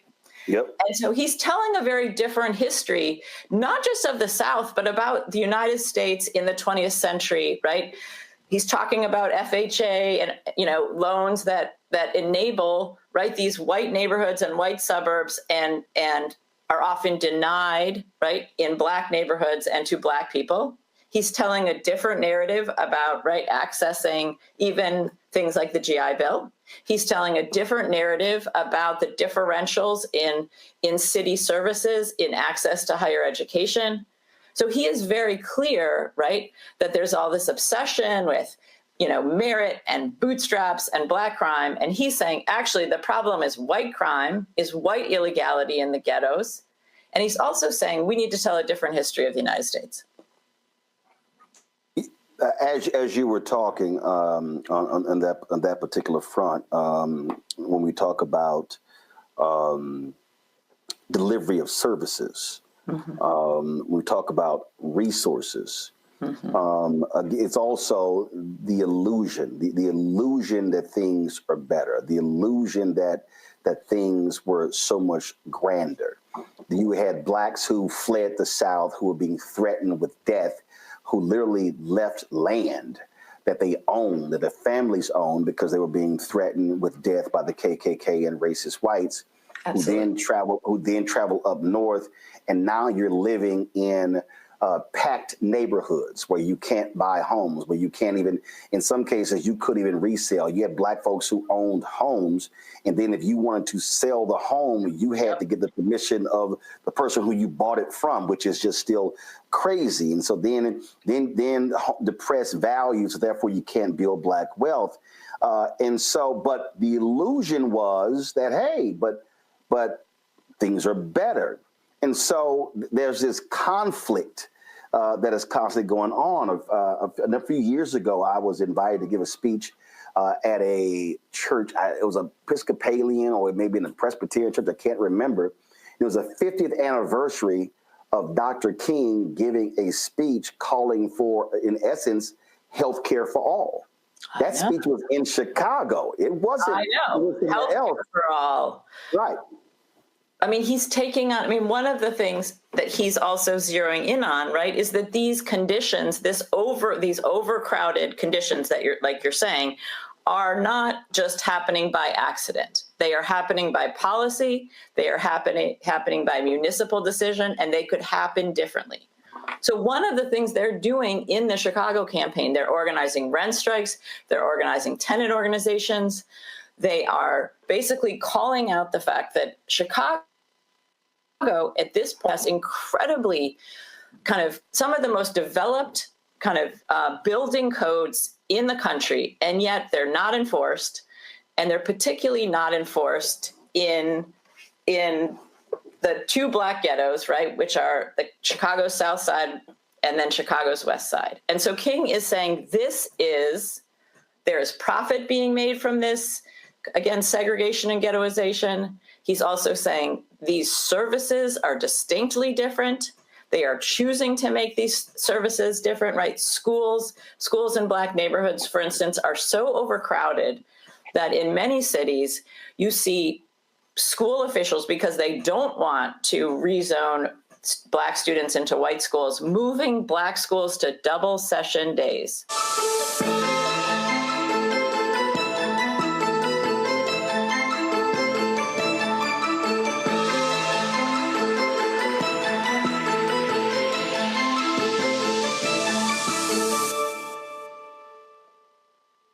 What's up, y'all? Look, Fanbase is more than a platform. It's a movement to empower creators, offering a unique opportunity for everyday people to invest in Black-owned tech, infrastructure, and help shape the future of social media. Investing in technology is essential for creating long-term wealth and influence in the digital age. The Black community must not only consume tech, we must own it. Discover how equity crowdfunding can serve as a powerful tool for funding Black businesses, allowing entrepreneurs to raise capital directly through their community through the Jobs Act.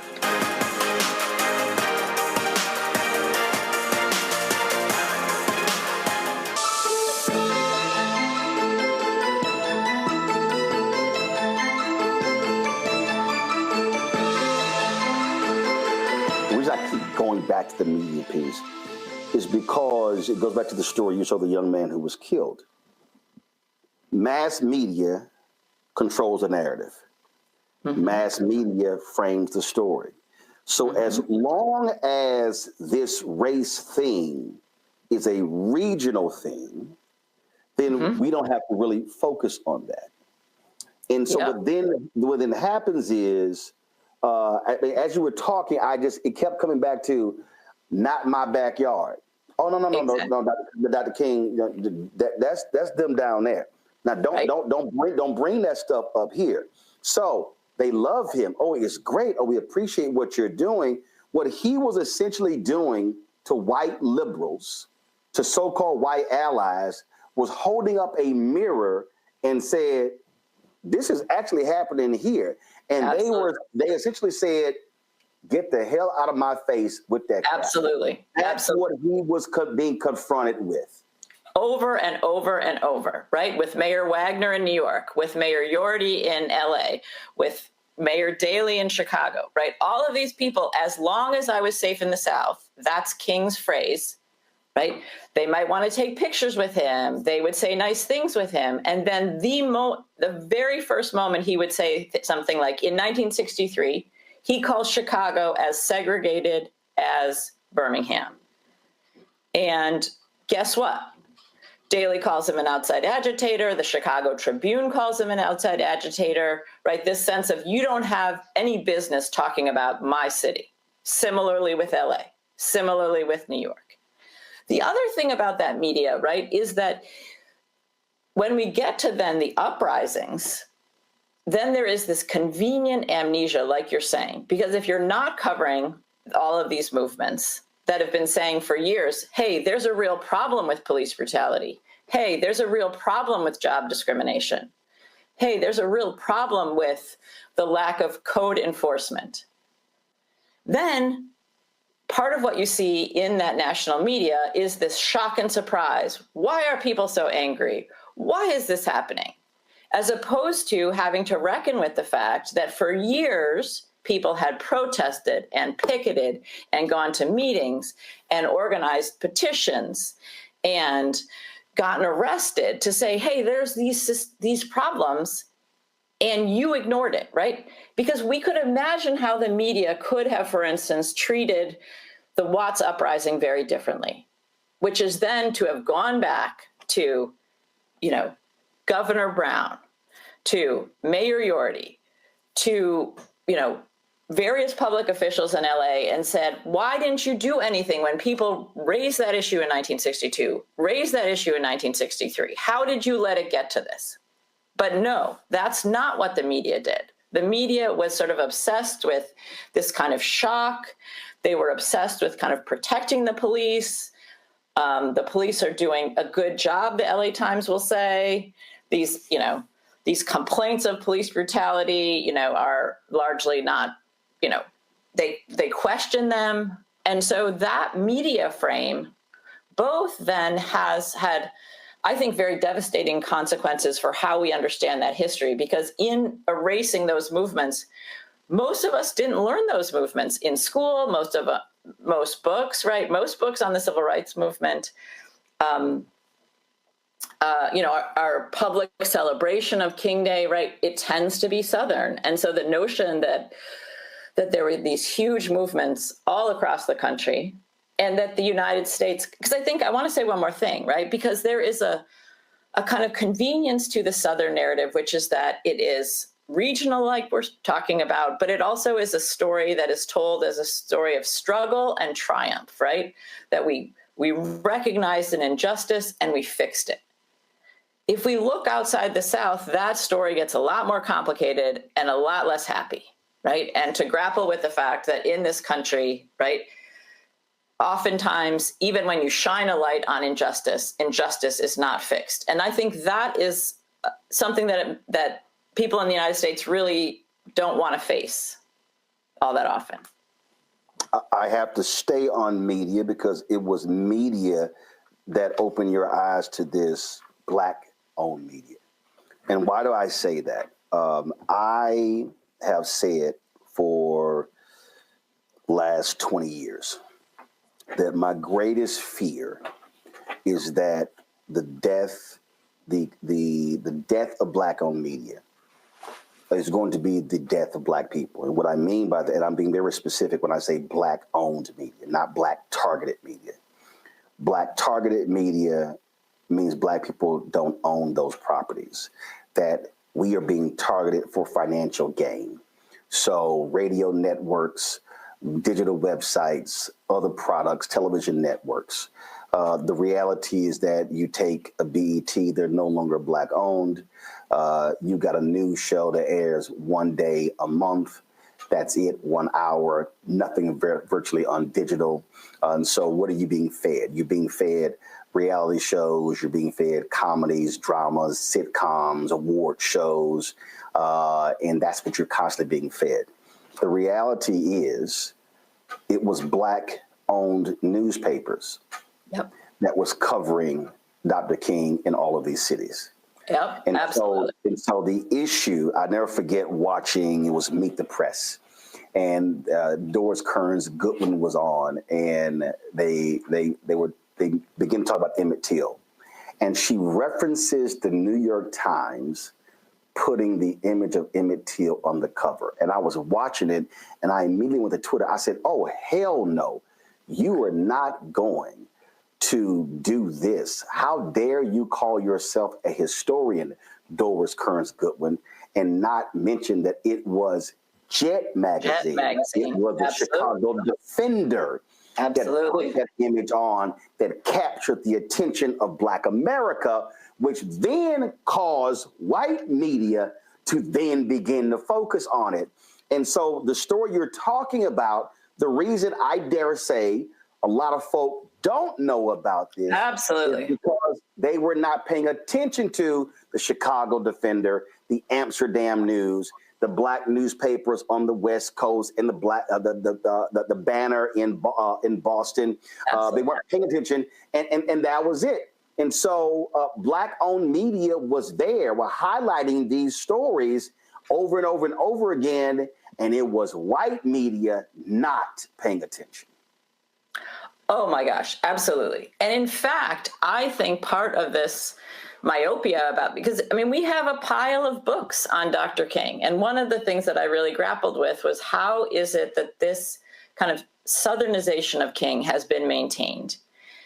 And for me, part of telling this story is absolutely that it was about studying the movement in LA and studying the Black media for not a project around Dr. King initially, right? But just looking at the Black freedom struggle in LA before Watts, looking at the LA Sentinel and the California Eagle, which were the two big Black newspapers at the time.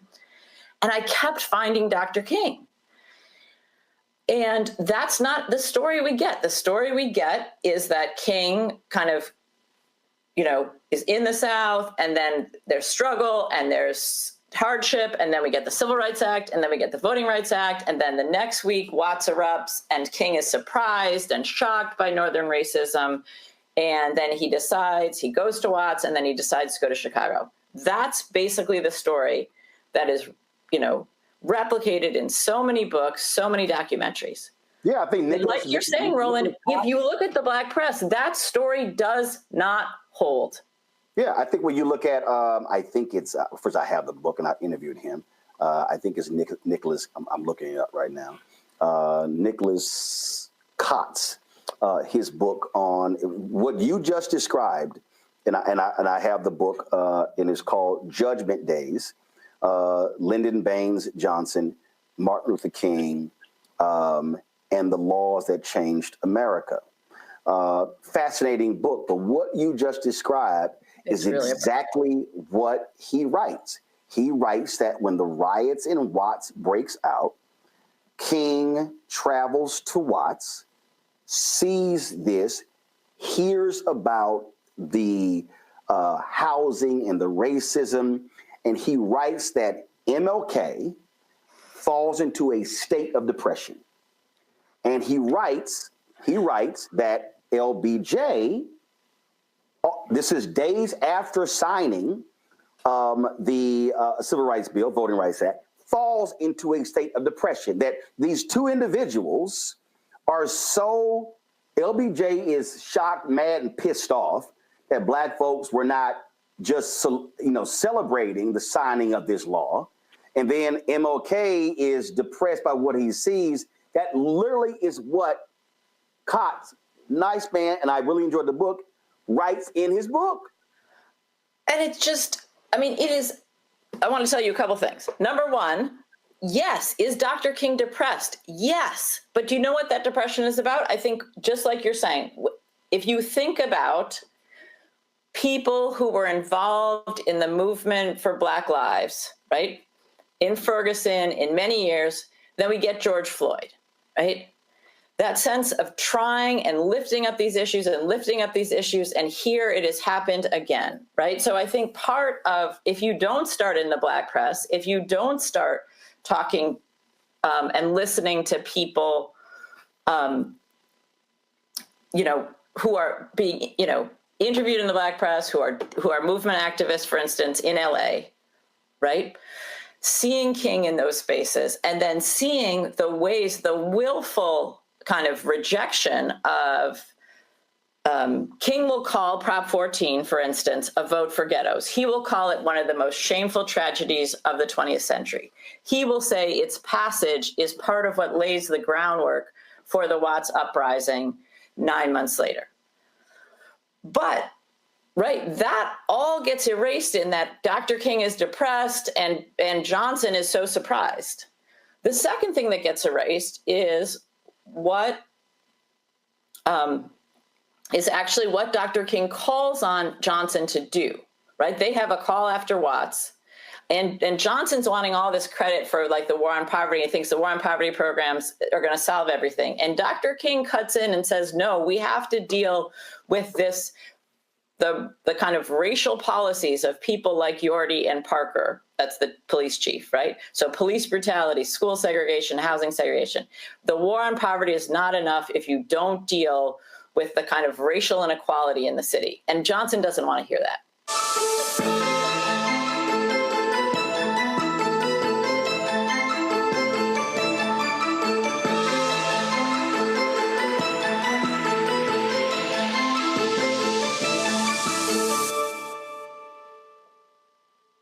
We begin tonight with the people who are really running the country right now. Now, Trump is often wrong and misleading about a lot of things, but especially about history. Donald Trump falling in line with President Elon Musk. In the wake of the unsettling news that MSNBC has canceled Joy Ann Reid's primetime show, The Readout, Roland Martin and the Black Star Network would like to extend an invitation to to all of the fans of Joanne Reed's MSNBC show to join us every night to watch Roland Martin Unfiltered, streaming on the Black Star Network for news, discussion of the issues that matter to you, and the latest updates on the twice-impeached, criminally convicted felon-in-chief Donald Trump and his unprecedented assault on democracy, as well as co-president Elon Musk's takeover of the federal government. The Black Star Network stands with Joanne Reed and all folks who understand the power of black voices in media. We must come together and never forget that information is power.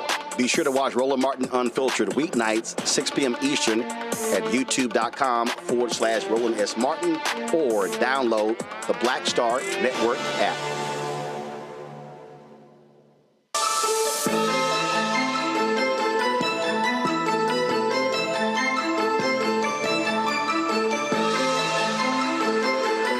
What's interesting is, as you were describing, King talking about these issues, I reflect back on reading and listening to speeches from Malcolm X. Mm-hmm. And so there are different stages of Malcolm X. Malcolm X was an individual who was constantly evolving. And the reality is when he's assassinated in 1965, is that was a Malcolm X who was moving to another evolution of who he was. And in the Organization for African American Unity actually wrote, and he was meeting with, that he was going to join forces with pastors and civil rights leaders to fight Black. Absolutely. And in fact, as you know, he'd been down in Selma a few weeks before he was assassinated and meets with Coretta.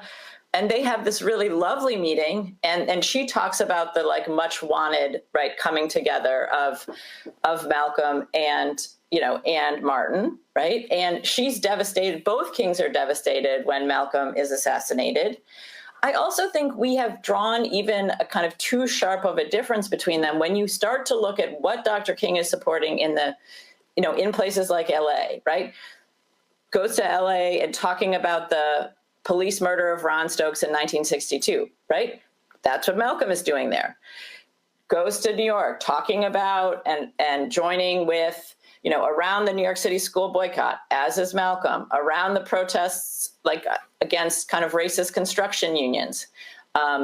Dr. King will call his favorite union New York's 1199. That's the only union that Malcolm X speaks in front of. So I also think sometimes we miss in many ways the overlaps of the kinds of movements that both of them are supporting, particularly as we get into the 62, 63, 64, and then the cutting short of Malcolm's life.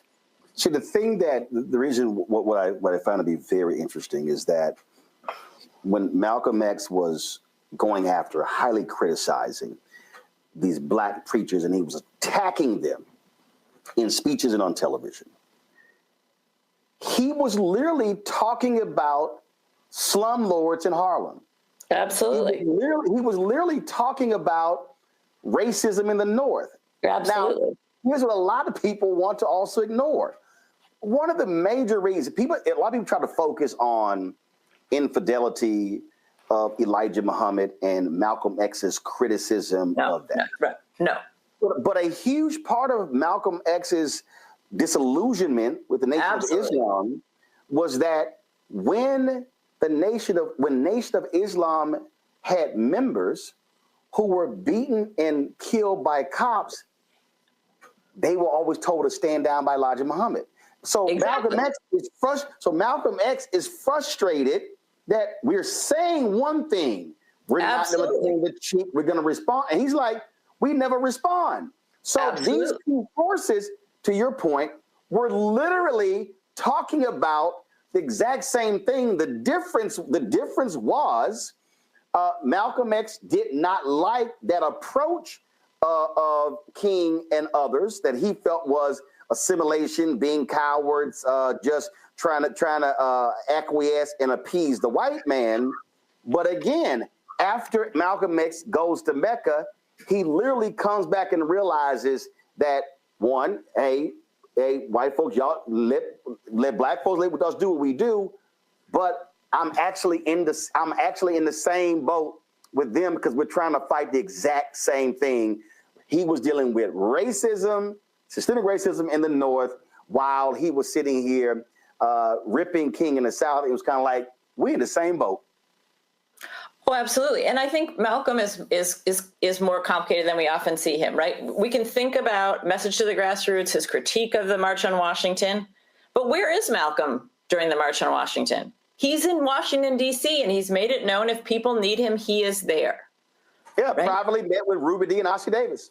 Absolutely, right? He is, I mean, like if we think about what are King and Malcolm doing in L.A., right? They're both like you're saying, I totally agree, right? I think there's been all this attention to, Malcolm growing, disillusionment with Elijah Muhammad around the infidelity.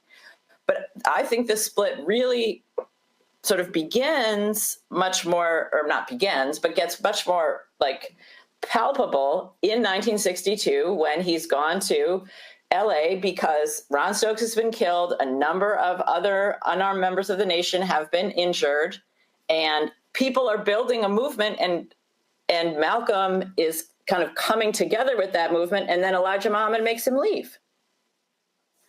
And that happened, and he keeps, this kind of wanting to walk the walk and not just talk about it, but like you're saying, be able to be organizing, be doing kind of pushing for the kinds of change and being held back. So I think there's no way to understand the split as a kind of Malcolm's growing disillusionment with not being able to make that political rhetoric into actual movement on the ground.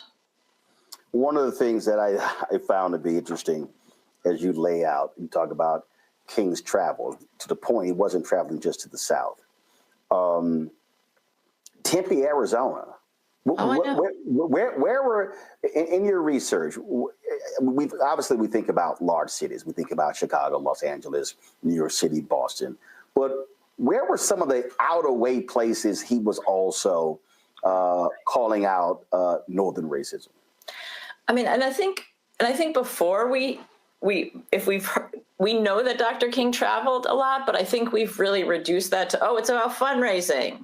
Right, or getting an award, or he was getting just awards, talking. Right? He was just talking.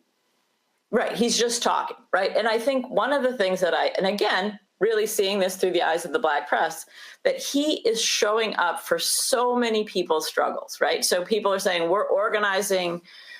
So how does he get involved with 1199 in New York? They're going to strike. First of all, what's 1199? Thank you. 1199 is the Hospital and Healthcare Workers Union in New York. And in 1959, they are trying to organize the lowest paid hospital workers, which are Black and Puerto Rican women working kind of a split shift. They're kind of like orderlies. They come in the morning and then they come in. They have to come in again at night. They're working their wages are so low, Dr. King says, that you can't even call them wages. And so they're organizing a strike. And they meet with Dr. King, and Dr. King says, count me in, call on me. And this is one of the things that I think we also have not understood about his leadership, which is that part of what is in this travel is Dr. King showing up and being, as we talk about today, showing up for sort of people's work, showing up for people's struggles, right? That's a key facet of his leadership as he sees it. And so he just travels, the amount of travel, the amount of exhaustion, right? To be able to do that and to really prioritize that. I think we've really missed that. I think the other thing we miss is how often, again, like you're saying, we assume he's getting awards. And then when you actually listen to what he's saying, he's constantly, right, reminding his audience that there is a problem here too, right? You've invited me, even in some of these where he's been invited just to talk about the movement in Birmingham or the movement in Selma, or, he's not stopping there, right? He's also talking about what's happening right there, wherever he is, whether it's Tempe, whether it's in Iowa, whether it's in Cincinnati, whether it's in, Washington, D.C., right? He's out for Washington, D.C. statehood. There are so many issues that he is joining and helping to kind of support local struggles. And I think we've missed this aspect of his leadership. I think we're so used to seeing sort of him, kind of at a distance, right? That this way that he shows up and that he also is learning and then constantly kind of expanding sort of how he sees the kind of segregation and white supremacy. We want to remember that most of this travel, again, before 1964, we're talking about the Jim Crow North. So most hotels in the North don't serve Black people, many restaurants, right? So part of this is also Dr. King staying with lots of people. And so therefore also being educated about all of these different issues across the country, right? So he goes to Detroit in 58 and they're taking him around and showing him the kind of early ravages of urban renewal, right? So all of these issues in part come out and become part of the ways that he's seeing kind of what has to change in the United States. Couple of things really jump out at me. And that is, as I'm sitting here, as I looked at it, and so I interviewed Lori Stokes. And of course, her father was Louis Stokes, and, longtime member of Congress. And we talked about when her uncle Carl Stokes was elected mayor of Cleveland. She told me the story of Dr. King happened to be in the hotel room when the news came in that he won. And he wanted Dr. King to come downstairs with him. That's not what happened. No. But Dr. King said, no. It's like, no, go on down. But before that night, Stokes didn't want MLK even in the city to organize and mobilize Black people. That is a fascinating story because it shows you the fear of a Black politician of upsetting white people. Absolutely. And the story that I think is often told about how Carl Stokes wins is that in the story I initially learned was that he gets the white vote. But when you actually look at what happens and what brings Carl Stokes to victory, particularly in that primary, is the fact that there's this massive Black turnout, right? That many Black organizations in the city, and including SCLC, and King spends a lot of time in Cleveland doing that kind of voter turnout, doing that kind of voter registration, and that it is Black turnout that changes the game for Carl Stokes in that primary. 2 years before he'd lost to, who becomes Mayor Locher, and then he wins that primary, and it is Black turnout that changes the game. Again, let's peel back. Stokes doesn't want King coming. Doesn't want King. Doesn't want him doing anything. Nope. And he narrowly loses. He narrowly loses. King rebuffs him, says, I'm still coming. But, and this is which is why it's so important today, Black people in Cleveland said he can't win, so therefore I'm not going to vote. I talk about the New York Times did a story. A group of they talked to a group of Black voters after Trump was inaugurated. And there was a woman, a 39-year-old Black woman in Milwaukee, who said, a teacher's aide, who said she did not vote because she thought Trump was going to win. Well, you not voting guaranteed he was going to win. So if 100 or 200,000 others thought like you, that's how Trump won. Well, that was the case. Stokes doesn't win because Black people said, hey, he ain't got a shot. But MLK understands Black power and is spending lots of time talking to people, walking the streets, mobilizing, organizing. That's how Stokes wins. So here you have, Carl Stokes, you were scared to have King stand with you and you lose. And then when King stands with you and puts in the work, he wins. Right. And that idea of Black power, that organized Black political power, we see it in Cleveland, but yeah, Carl Stokes being afraid. And the story I heard is that Stokes does not want him, even that victory night, anywhere near him. That what King and Abernathy say is that Stokes said he was going to call and he does not call. But that Black turnout, that Black organization by sort of Black organizations in Cleveland and SCLC changes the game.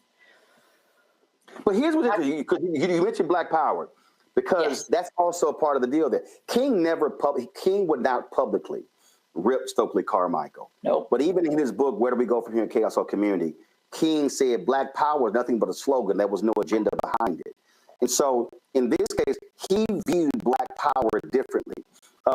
And so where they differed, he simply felt that Stokely just saying Black power didn't achieve anything that needed to be agenda behind it. So him understanding that if we mobilize, organize to get a Carl Stokes elected, that is actual Black power. Absolutely. And he meets with one of the interesting things 3 weeks before he's assassinated. He goes by Amiri and Amina Baraka's apartment and visits Baraka, and sort of some of the initial kind of organizing an idea with what will become, right, the convention movement that Baraka will work on, and then ultimately the National Black Political Convention in Gary begins in those conversations that day, right, about what does it mean to coalesce national Black political power, right? And King will joke with Stokely, right, let's get the power. We don't like not the slogan. And then King is like, but we got the slogan and not the power. So this idea that also, again, if we see part of what Dr. King is doing is constantly kind of doubling down and kind of going deeper. And part of that is about seeing that it's not just about an individual vote, right? It's about what collectively that vote can do. Because again, in many places in the North, Black people could vote, but that did not mean they could protect their interests, right? And that therefore what sort of real voting rights, what real voting power looked like was building kind of organized Black political power, and then, also around economic power, but that's, we could talk about that too.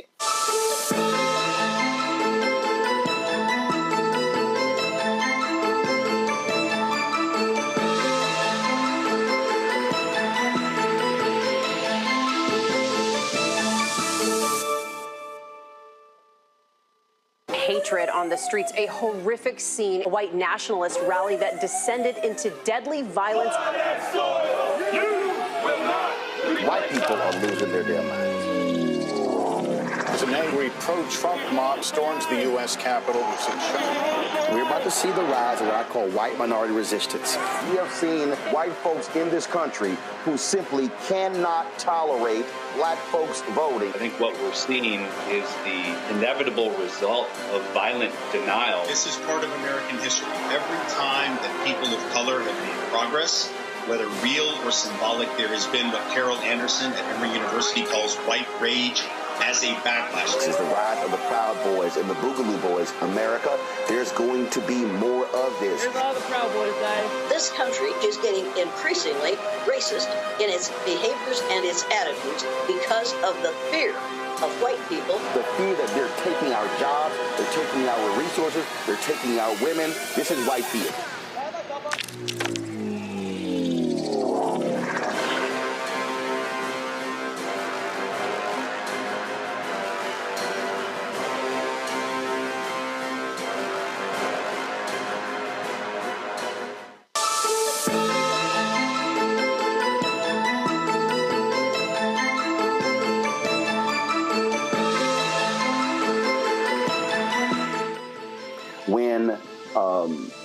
When my book White Fear came out, White Fear, How the Browning of America is Making White Folks Lose Their Minds came out, I sent this book to a number of Black journalists across the country who are on network television, network and cable television, to send to some white journalists as well. And a Black journalist, I'm not going to say who, hits me up and says that that when the book was taken to this host producers, the white producers did not like the title of my book. The title is White Fear, How the Browning of America is Making White Folks Lose Their Minds. So then the black host says, and I'm saying, well, you know that the thesis of my book is literally what has been written in the New York Times, in Time and Newsweek, NPR, Axios, and I literally sent the articles. The black host says to me, well, you know, you're preaching to the choir. I said, no, I need you to be the pastor. I said, are you aware that I literally write about those same white journalists in the book? And the reason we don't have these conversations is because they won't have them on the air. And so when I was reading this, man, I said, wow. And I was shocked with the person who did this. You write 1967, journalist David Halberstam spent 10 days with King for a lengthy 1967 Harper's feature traveling with King to Cleveland. And you go on and write these. You talk about Halberstam wrote books and John Lewis described him as, quote, the only one covering us. You say, but here Halberstam's framing was different. With no mention of long-standing movements in these northern cities, Halberstam called King, quote, arrogant and in danger of losing his way.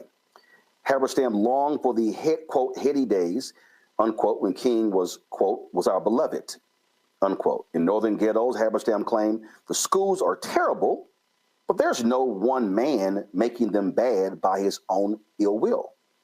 The jobs are bad, but the reasons Negroes aren't ready for decent jobs are complicated, unquote. Then you say this here, which really jumps out at me. You said, for Halberstam, northern injustice might be bad, but its causes were amorphous, and northern blacks weren't necessarily, quote, ready, unquote, for decent jobs anyway. Now, this is somebody, and I have a number of his books, who has been hailed as this paragon of virtue, this amazing journalist, this unbelievable empathetic writer who frankly made his bones. He made his career covering Nashville. It was built on covering the Black freedom movement, some call the civil rights movement. Yep. And so here's a white journalist, a white male journalist who they believe really understood us. And when I see this, that northern blacks weren't necessarily ready for decent jobs anyway, I thought about John Wayne, who was a white supremacist, who literally said that blacks weren't even ready for integration. When I see that, so this is a fundamental problem here, where this is a white male journalist who is beloved, who frames King in a way, and he is shaping the national narrative. So when you read his article, well, if Halberstam says that, well, it must be true. And over, we see that word arrogant being used against Dr. King a lot in these years, and particularly when he starts, again, to turn his, like, when he's talking about, right, a Cleveland or a New York or an LA, right, now he's arrogant, right? He's out of his place. And then that second point, right, which is that, again, one of the other ways that Northerners tended to excuse the inequalities in their cities was this idea that there was, culture, and that people weren't ready, or that people didn't have the right work ethic, or people didn't have the right educational values. And over that would become part of the ways then they would cover sort of Black life in their cities as a dysfunctional, as a problem, as to sort of maintain that idea, right? That it wasn't that it was the schools were segregated, it was that Black people didn't value education, or there was this dysfunctional culture. It wasn't that we had differential segregation in parts of the city. It was that Black people didn't clean up their neighborhoods, right? And so here we see somebody like David Halberstam, like you're saying, who makes his career, right, covering Nashville, covering the civil rights movement. But when we get closer to home, that coverage is very different. And like you're saying, it then shapes how we understand the North, how we understand King's work in the North, and how we understand like Black life in cities like Cleveland or New York.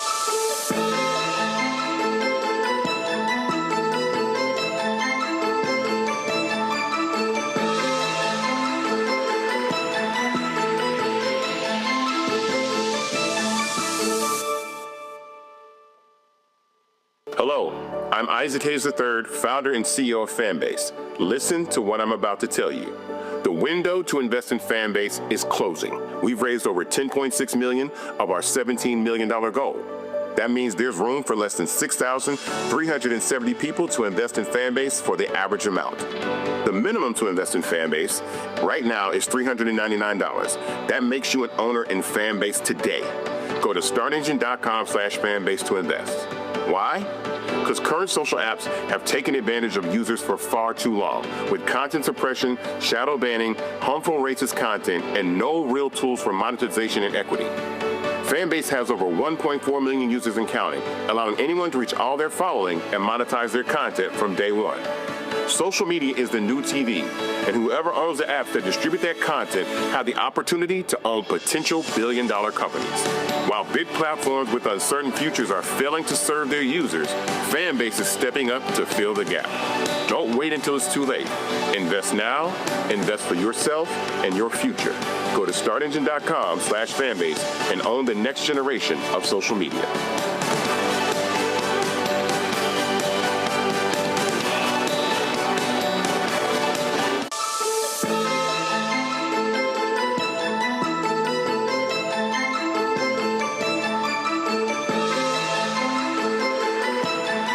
Two more questions. The first question I'll ask is, and I ask every author this here, in your writing, in your research, in your interviews, what was the wow moment for you? What was the moment that caused you to go, oh my God, this is crazy. I can't believe this, or I never even knew this? I mean, I think the wild moment is like sort of starting in that research in LA and being like, wait a sec. All these books make it seem like King's just discovers the problem of Black people in LA. After this was not the book this was not what you were researching. No. Go ahead. So that, and then once you ask the question, it's sort of like, those, kaleidoscopes we had as kids, right? Where you turn and then all of a sudden the whole picture changes. And so in some ways, when I started asking that question, when I started saying, okay, maybe this story we've been told about King discovering the North post-1965, about Northern Black people not having an interest in King, maybe that story is not what we have been told. And then just finding it everywhere. So both he is everywhere, joining with movements all around this country, not discovering Northern racism, because in fact, he had gone to school in the North. And so King at age 20, right, has experienced housing discrimination and housing segregation because he's lived it.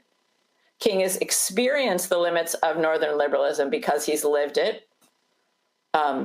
So again, the whole kind of way that the story that still persists had so many holes in it. I think that was the most surprising thing. It wasn't one revelation. It was just how much there was to find and how much things that we thought we knew, right? I knew he'd gone to BU. I knew he'd gone to Crozier. But the way we tend to talk about that is who's he studying with? What's he studying? Not where is he and how is that experience going to affect how he thinks about this country and the world? Second to last question. I thought I had two, but one just jumped up. I think it's really important because oftentimes it is grossly overlooked. How critical was his wife, Coretta Scott King, to this as well? We only view him as one-dimensional. She is portrayed as the woman who went on the road. She sang, she raised money, and then she went back home to take care of the kids and to tend to the house. That's not the fact. The reality is a lot of his thinking derived from her arriving at that place before he did. Absolutely. I mean, I think we need to understand sort of how fierce and how, I mean, in many ways, when they meet, she's more of a political activist than he is. Coretta Scott goes to Antioch College in Ohio. It is both an expanding experience, but she also, like King, encounters kind of Northern racism, the limits of Northern liberalism. At Antioch, she's introduced to the Progressive Party. They're running a third-party challenge in 1948, right, against Truman and the Democrats on issues domestically of segregation, on issues in terms of foreign policy, a kind of anti-Cold War militarism. So in some ways, many of us associate kind of the triple evils, right, of racism, poverty, and militarism, right, with those last years of his life. Those ideas, and I'm not saying they don't deepen and ripen, but those ideas are already there when he meets her in 1952. Coretta Scott has met Paul Robeson, has met Bayard Rustin before she meets Martin Luther King, right? She meets both of those men through her work as a student delegate and work with the Progressive Party. So who she is when they meet. When they get married, just to tell you a story, when they get married in 1953, she insists she won't wear white. She doesn't wear a long dress. She wears a tea-length light blue dress. And she insists to her very imposing father-in-law to take Obey out of their vows because it makes her feel like an indentured servant. Okay, so this is who Coretta Scott is and who is Martin Luther King's beloved. And again, 1953, this is not 1968, right? 1953, no Obey. She keeps her name, right? Despite the fact that the press often just will refer to her as Mrs. Martin Luther King, if you hear her, she is always Coretta Scott King. That global perspective that we often associate, again, with the last years of his life, she has much earlier. For instance, 1962, she joins a Women's Strike for Peace delegation to Geneva around pressuring the United States and the Soviet Union to sign a nuclear test ban treaty. She's very sort of committed to kind of global peace, anti-nuclear. She leads a march in 1963 to the UN. She meets with the head of the UN. So these global issues. And then when he gets the Nobel Prize in 1964, she talks about it as both a joy, but she also sees it as a burden because she sees them having a much greater responsibility to the world, and in particular to coming out against US policy in Vietnam. And from 1965 on, she is out against the war in Vietnam. And this is tremendously controversial. It's tremendously brave, right? And she's really leading the country. She's leading him, but she's also leading the country around this issue. And again, I think we often see we miss, right, that like you're saying, many of Dr. King's sort of ideas are being shaped in conversation, in her politics as well. Last question. What if we apply what King was trying to do outside of the South, then what lessons do we take from this today in terms of how we should be approaching what's happening in this country? What is happening in this country, I fundamentally believe, is not a South versus North, but as a city, urban problem, and everywhere else, it's nirvana, it's heaven. So I think there's a number of lessons. The first is part of, again, looking at the King of the North is about also challenging the misuse of Dr. King against movements today. Right? My students talk about how King is often rolled out as the ultimate gaslight, right? Against Black Lives Matter, against the Palestine protests, right? You're not doing it right. Be more like Martin. He was respectable. He was passive. And in many ways, missing that the very same criticisms of young people today, young activists today, are being waged against Dr. King, right? So that's the first lesson, right? Is what does it mean to be more like King, right? To be more like King is, in fact, like many young activists today. The second is that King is a believer in nonviolence, but that nonviolence is about disrupting the status quo. It's disrupting the comfort of inequality. And so that nonviolence is bus boycotts, it's sit-ins, it's rent strikes, it's school boycotts, it's disrupting city life.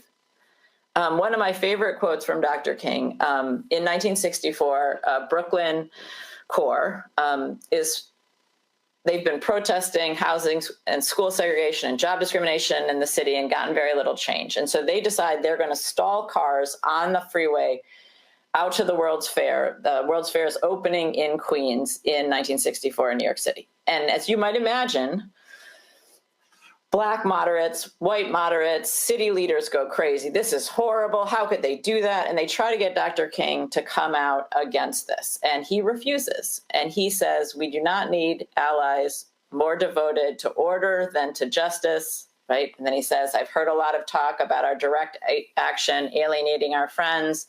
If our direct action alienates our friends, they never were really our friends. Right? So I think that the necessity of disrupting the comfort of inequality, the comfort of injustice. And then I think the third lesson we get from sort of both Kings is the ability to double down, right?